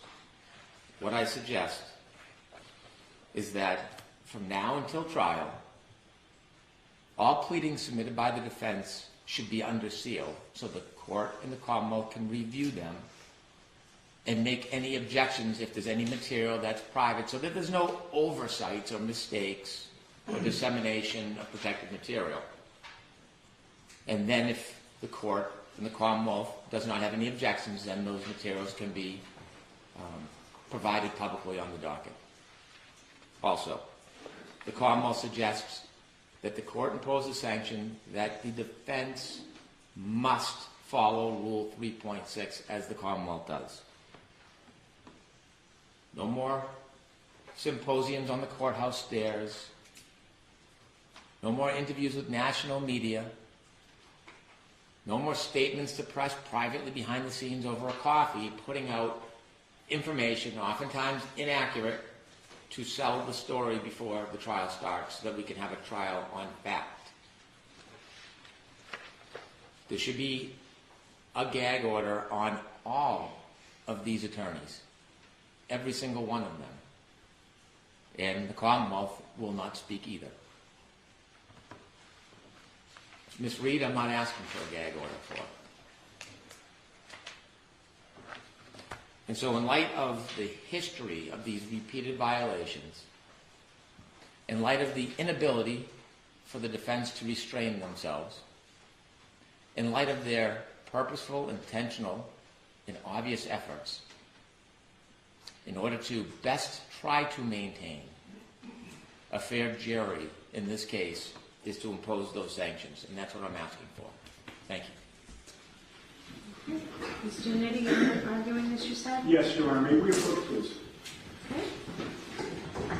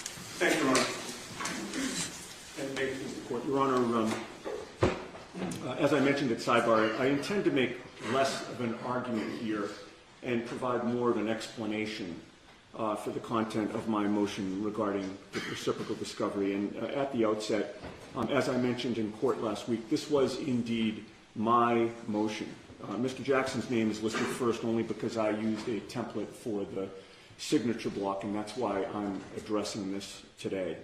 And regarding the motion itself, I do acknowledge that I did not file a motion for impoundment when it was filed.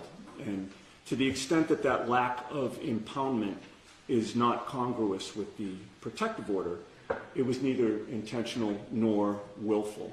It was an oversight, not an attempt to flout any rules of this court. And while I do ask the court to take my word for that, I do also submit that there is evidence to back up that word. Specifically, I would note that one of the examples I cited in the motion deals with the testimony of a juvenile. And when discussing that testimony in the motion, I made sure to use initials, not full names, so as to protect the juvenile's identity and to comply with the court's protective order. That's evidence that I did not intend to violate the protective order and that I was mindful of it in that instance. Regarding the communications involving Mr. Proctor, I frankly and simply did not connect that topic to the protective order when I was drafting it. It just did not register with me. It got by me. When I read Mr. Brennan's motion, I went back, looked at the protective order, and then it sure did connect with me. So I immediately called him, and I was transparent with him about what had happened. And so we get to the issue of whether sanctions are appropriate, and I recognize the court's discretion in this regard. With regard to this issue, I believe it is worth underscoring Mr. Brennan's reasons for seeking the protective order in the first place. He listed 3 reasons for the protective order when he filed the motion. And I quote his reasoning here. This order is necessary to effectuate the well-established privacy and safety interests of witnesses and to protect the integrity of ongoing investigations. So the Commonwealth sought to have this court issue the protective order to protect, number 1, privacy interests, number 2, safety interests, and number 3, preserving the integrity of other investigations. And I submit, Your Honor, those interests are all laudable. And I respectfully submit that my disclosure here did not undercut those interests. Regarding any privacy interests, Michael Proctor's opinions about Karen Reed and her attorneys have been well established and was well-known public knowledge as a result of the first trial. His opinions about my client and me were publicly aired at trial when his other text messages had come to light, inadvertently revealing that he feels the same way about Mr. Jackson that the public already knows that he feels about Ms. Reed and me is a disclosure, mistakenly, that should be considered in light of the circumstances that already existed in the public domain, I would submit. And while the protective order covers this communication, I will note that it was certainly not an instance where I, flagrantly revealed or even inadvertently revealed Social Security numbers, addresses, dates of birth, private information to that effect. As for safety interests, which was the second reason for the motion for the protective order, revealing that Mr. Proctor has opinions about Mr. Jackson does not jeopardize or otherwise implicate his safety, I would submit. At all times during this investigation, and to the best of our knowledge, Michael Proctor is still a Massachusetts state trooper, and he's already on record with his well-publicized opinions as a result of the first trial, again, about Karen Reed's attorneys. So further information coming to light in this motion that he feels the same way about Mr. Jackson that he does about me does not move the needle, I would suggest, toward jeopardizing his safety at all. And finally, With regard to the third reason for the protective order, I revealed no information about any other pending investigation. In this message, Mr. Proctor was strictly discussing Mr. Jackson. Mr. Jackson does not represent any other individual that Mr. Proctor or the Norfolk DA's office is investigating. He represents Ms. Reed. And so that message from Mr. Proctor was strictly about this investigation and no other. So, in conclusion, Your Honor, I told the court I'd be brief. Protective orders serve important and laudable purposes, and attorneys, including me, need to be diligent in abiding by them. I exercise diligence in abiding by the protective order that this communication got by me. The court will obviously determine the matter, and in making that determination, I simply ask that the court consider the interests of the protective order that were laid out by the Commonwealth and discussed by me here, and as well as whether there is a degree of prejudice that would warrant a sanction. Thank you. Do you want to address the disclosure of grand jury minutes? I am prepared to do that. If Mr. Brennan is resting on his written submissions, then I can give my oral argument now. Mr. Brennan, you already argued this, right? I did, and I do have concerns about my ongoing obligations, so perhaps I could have a moment, Cyber. Sure.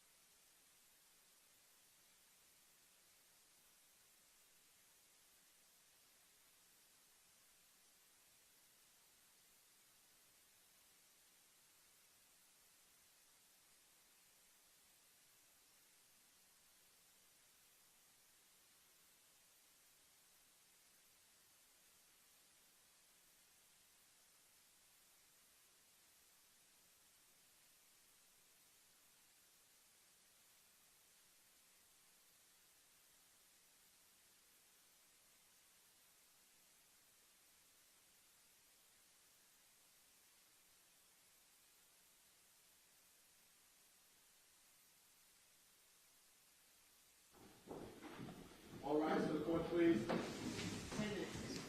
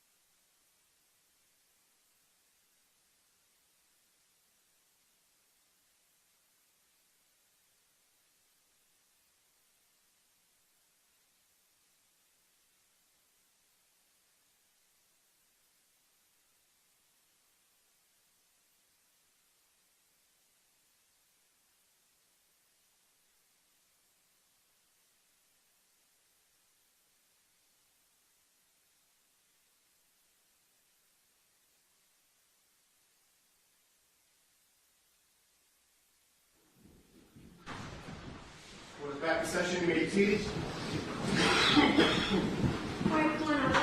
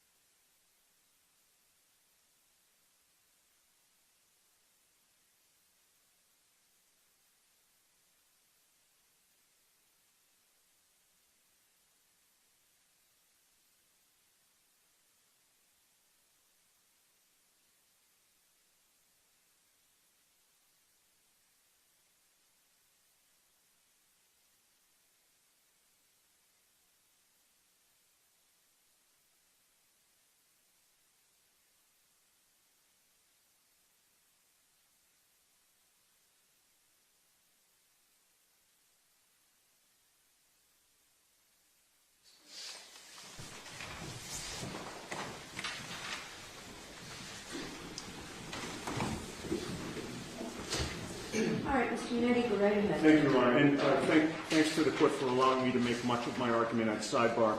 The only remaining argument that I can make in... We did that because that was material that needed to be done at sidebar. Oh, I understand, Judge. And I'm I just thanking... want the record to be clear. I understand, and I'm thanking the court for that. The only other argument that I'd like to make, and this is appropriate to make in public, because there were allegations that I believe, misconduct regarding the existence or non-existence of the federal investigation, specifically directed at Ms. Little. The timeline is important here as well. Mr. Brennan himself was provided and sent a letter on January 30th of 2025. The letter was directed to him specifically. We obviously received a copy of it. And in that letter on January 30th of 2025, the First Assistant U.S. Attorney, Mary Moraine, informed Mr. Brennan that the federal investigation was ongoing. Those are her words. Mr. Brennan knew that. It was after that letter, I think within about 3 weeks, we were in this courtroom, and Ms. Little had mentioned the ongoing nature of the federal investigation. Not only was that truthful, that came from the horse's mouth. It came directly from the U.S. Attorney's Office, and Mr. Brennan was aware of that because he personally got the letter. It was only after that that Mr. Brennan has reported to the court that the federal investigation later was closed. Can you give me dates again, please? So, what was the date that Ms. Little made that statement, and what was the date that you all found out about what Mr. Brennan just announced in court? Okay, so January 30th was the letter. We believe February 18th, when we were before this court, was when Ms. Little made that statement. And then it was thereafter. I can't speak to when Mr. Brennan says that the federal authorities contacted him, but it was after February 18th. When did you hear the information? When did you hear the information that Mr. Brennan just told us? Mr. Brennan called me to inform me of that. I don't remember the date. Maybe, perhaps he can tell the court when that was. Was it prior to February 18th? No, it was after February 18th. Yeah, no, it was definitely after February 18th. Ms. Little reported the freshest information that we had truthfully to the court. Just in closing, Judge, this was not a boogeyman. The federal investigation existed. It was confirmed to have existed multiple times as late as January 30th, and it's right there in black and white. Any follow-up, Mr. Brennan?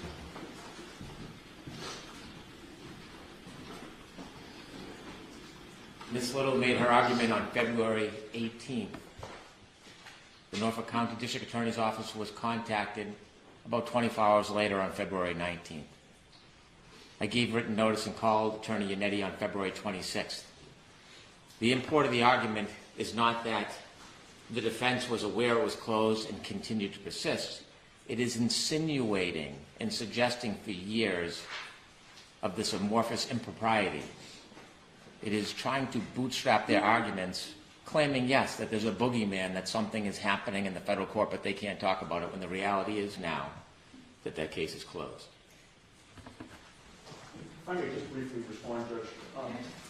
I'd like the court to take particular care when we're talking about extrajudicial statements, not to take into account statements that were made in advocacy in court to Your Honor. The Commonwealth referenced a statement that I had made regarding the federal investigation. That was in a courtroom setting. It was not an extrajudicial statement. Also, under the umbrella of the rules of professional responsibility. Correct. Court TV was not in the courtroom.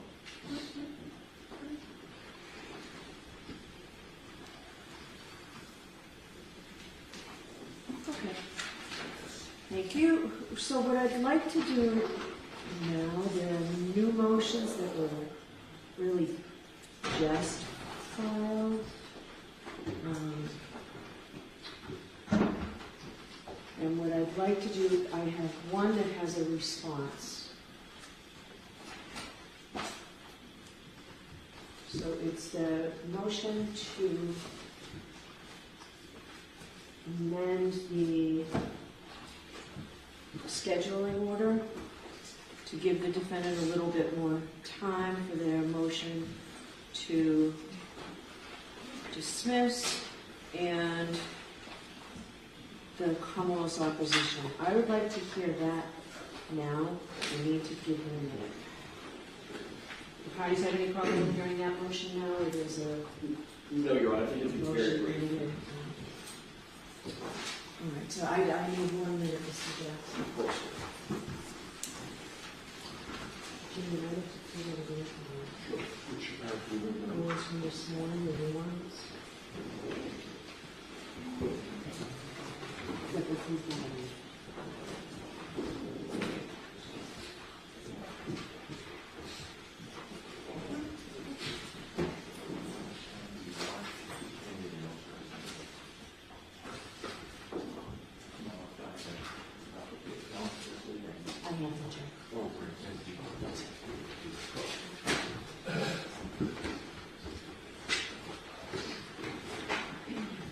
So you're both prepared to argue this motion, right? The motion and the opposition? I'm so sorry, Your So Honor. both sides are prepared to argue this, the motion to amend the court scheduling order? Yes. And the opposition, is the Commonwealth prepared on the opposition?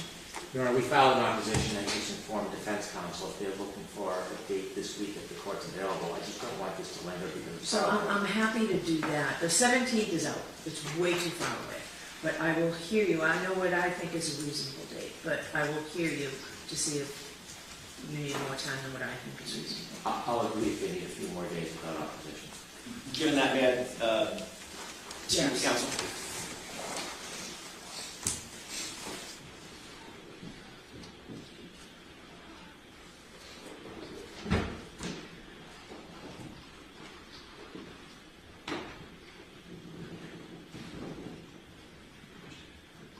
May I address the court, Your Honor? Okay. Thank you. Very briefly, and I appreciate Mr. Brennan's accommodation. We received on Friday about 400 pages of new discovery, including most of it is probably not attendant to the motion to dismiss, but there are several reports, I think about 4 reports from Trooper Buchanan, Officer D. Jim Petro, D.I. capital G-I-A-M, P-I-E-T-R-O, and 2 reports from Lieutenant Tully that are specifically attendant to the issues involved in the motion to dismiss. And then last night we got additional videos, video evidence, both 9 videos of the download process of Sallyport videos, and then about another 15 actual videos. I basically... What's the quality of those videos? Are they poor quality? I wish I could tell you. One of them came in, one of the batches came in after I was already asleep last night. I think it came in probably 10 or 11 last night, and I didn't see it until this morning. I've not looked at any of them. Has anyone on the defense team looked at them? I know Ms. Little was... Your Honor, I briefly looked at them. It took about an hour last night at 9:30 p.m. to download everything. I cannot represent to the court that I've gone through it in detail. I saw what was there. I'm generally aware there are about 8 videos that were produced of them filming themselves dragging files that cut in and out. There's about, don't quote me on the exact number, I believe approximately 9 videos from the Sallyport garage, maybe 12. I have not watched them in detail. But have you noticed the quality? Is it something in connection with C, or is it blurred in? I think some of them are at least the same ones. Some of them I think are blurry. I haven't watched them all in detail. I can tell you that they have the same file names as some of the ones that are produced. They have different file sizes, but I haven't gone through them in detail. It was 9:30. Thank you. All right, go So- ahead, Mr. Johnson. Your Honor, just to close, I think that if I have overnight this evening, I think I can be ready by tomorrow. I'm generally ready. I just want to make sure I'm not missing anything, leaving anything on the So table. what I was thinking by way of scheduling, we've gone through just about everything we need to go through today. I just want to, because it's about scheduling, what's the Commonwealth's position on Ms. Little's, or I assume it was Ms. Little's motion to filed by Ms. Little motion to reconsider my previous ruling on the videos. Do you want time to file something on that? Are you prepared to argue that today? Because I can tell you the options that I have for scheduling. We've already downloaded the videos and provided them to yesterday pursuant to the court's directive. Okay, so that was going to be another issue that I had. I have not looked at them, Attorney Riley did, and he represented that they're all the videos we've already turned over, same quality as we previously provided. Okay. They're just copies of the same videos, although I do want to make sure the defense has an opportunity to examine them for themselves. But those have all been done, so the idea of revisiting them, we passed that. All right, so in order to keep moving this case forward, because I know how hard everybody's worked, what I was going to propose, based on my review of this, because I could just say no, which I'm not going to do, I would like anything that the defense is going to put in writing. If you're going to supplement this, and I would keep the supplement just limited to the Sally Port video and related evidence, that has to be filed by Thursday with the idea that we will have a hearing on this on Friday. Okay. We have Friday already blocked off. This way here, you can all leave for today, and we'll come back Friday with this. But I'd like it filed no later than 2 o'clock on Thursday, Massachusetts time. We've been getting things coming in later, including something from Mr. Yannetti after 5:30 one night.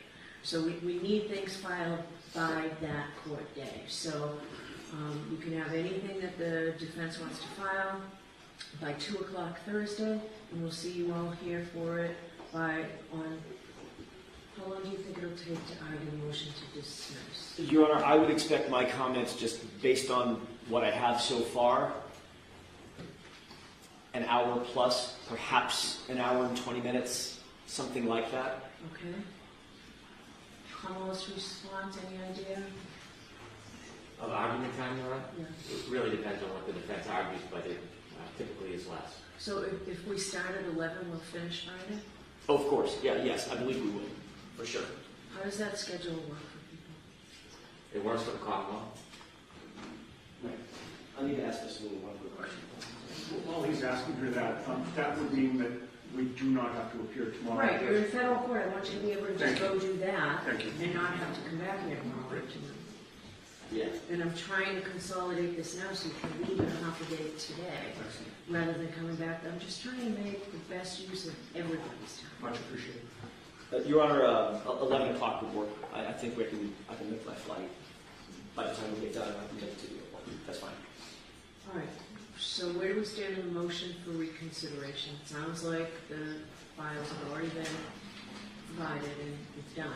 Your Honor, we still would like to be heard as to that. Obviously, we gave notice that we were seeking a motion for reconsideration on Sunday night. They did the download Monday morning after they received that.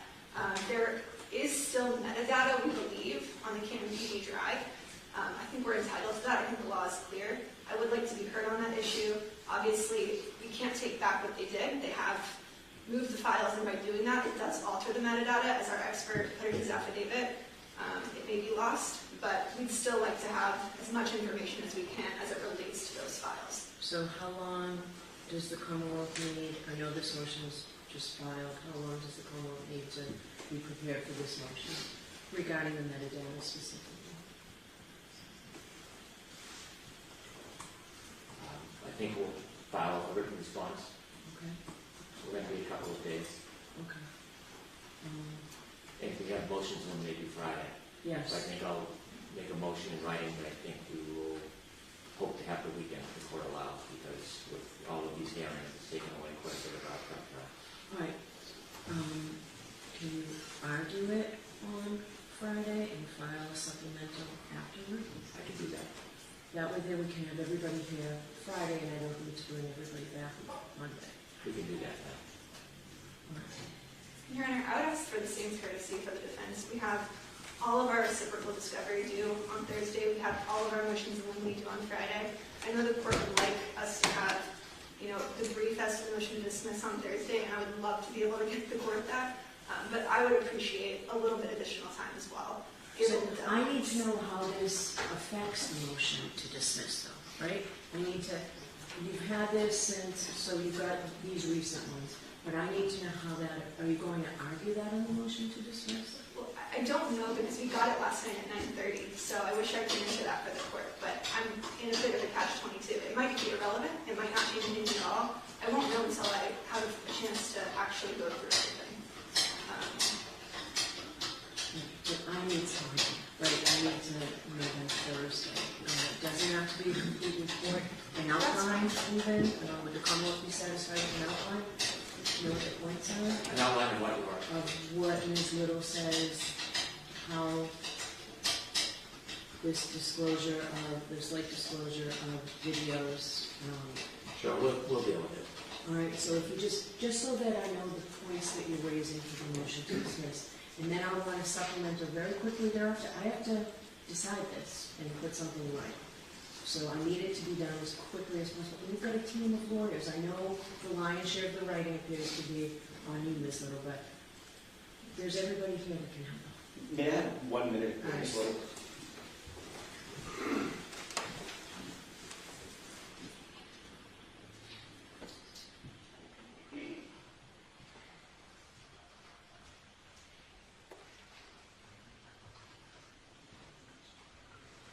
Your Honor, given what Ms. Lee just said and the court's concerns, I take Mr. Lally at his word that the new videos are duplicative of things that we already have, which means it's not going to make any difference whatsoever.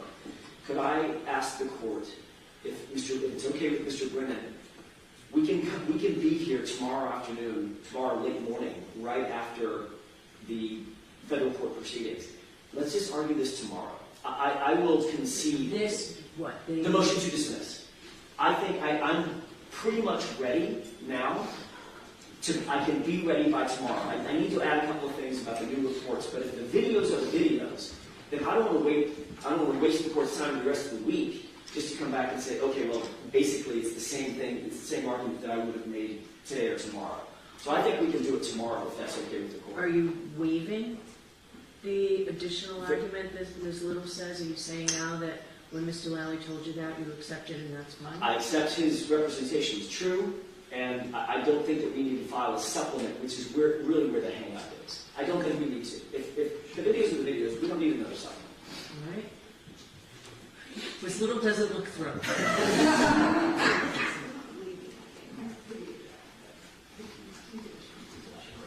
Right. Her key was the waiver. I'm not waiving anything on Ms. Reed's behalf, but if we need additional time, we can certainly let the court know tomorrow that we can file something supplemental. But the crux of the argument can be made tomorrow. I will be ready to argue tomorrow. Okay. What's the Commonwealth's position? I'll defer to the court. I know it's more complications with the defense and travel will be available whenever. So I think we did log off today and tomorrow, with the understanding that the defense team would not be here until sometime 11 o'clock or later. What about, Ms. Little, the motion regarding the metadata? Commonwealth needs time for that. Are we coming back Friday for that? That's fine, Your Honor. I'll be here on Friday. If you're going to be here on Friday... I just won't be here on Friday. So if we do the motion to dismiss tomorrow, I can head back tomorrow evening. And Mr. Little will handle her motion anyway. I greatly want to accommodate the defense as we have the entire time I've been here, but we have trial prep to do as well. And the more court hearing days we have hours of conversation, the more time we can meet with witnesses and prepare our case. And so I want to make things as easy as possible for the defense. I do. All right, so Ms. Little already filed the motion for me to reconsider. Why don't we hear that tomorrow as well? Very well. Okay, and then we'll just finish up everything tomorrow. Very well. All right. All right, and then you won't have to be here Friday, but the motions in limine are all filed. It also involves filling out a final trial conference report. Understood. So you need to do that as well. That all has to be done by Friday. Understood. And then, my goal was not bring you back one day at all next week, because then we're going to have a full hearing, I believe it's the 18th, on the motions in limine. That's right, the 18th. All right, so you have a whole week next week to, you and I both, Okay. trying to get everything done. Should we file a formal motion to ask the court's permission for delay from Friday till Monday? For the, Motions in limine. the Commonwealths were due on, I mean, the defense were due on Thursday, Commonwealths on Friday?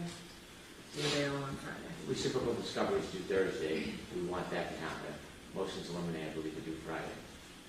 Ms. Little, would you like the weekend for all those motions in limine? I would appreciate that, Your Honor. All right, I'll give you both the weekend. Thank you All very right, much. motions in limine to be filed on Monday. There's one additional housekeeping, Your Honor. There is also a motion pending, the Daubert motion for Dr. Wolf. It has not been heard yet. A Daubert motion for, Dr. Wolf, it's a neurologist. So there's oh, one I thought you additional. meant, I was thinking the archivist. No, Your Honor. It's the neurologist of the Commonwealth. Wolf without an E, W-O-L-F. That was filed 2 weeks ago, I believe. I have not seen that. Okay. I'll make sure that the court gets a copy, but I know that was filed several weeks ago. I'll confer with Mr. The Commonwealth must have received it. We did. We have a Wolf as well, and I received their landing motion, and we'll be prepared anytime to argue that. Do you want to argue it tomorrow? I'm comfortable arguing tomorrow. We're prepared. All right, so we've got an awful lot to fit in tomorrow. All right. If you get word that you'll be leaving the federal court and can be here before 11, please let us know. I believe I might have Mr. McDermott's cell. I'm happy to text him as soon as we're leaving the courthouse. All right, just contact the clerk's office. Sure. Okay. Anything else for today then? Not for the defense, Your Honor. Thank you.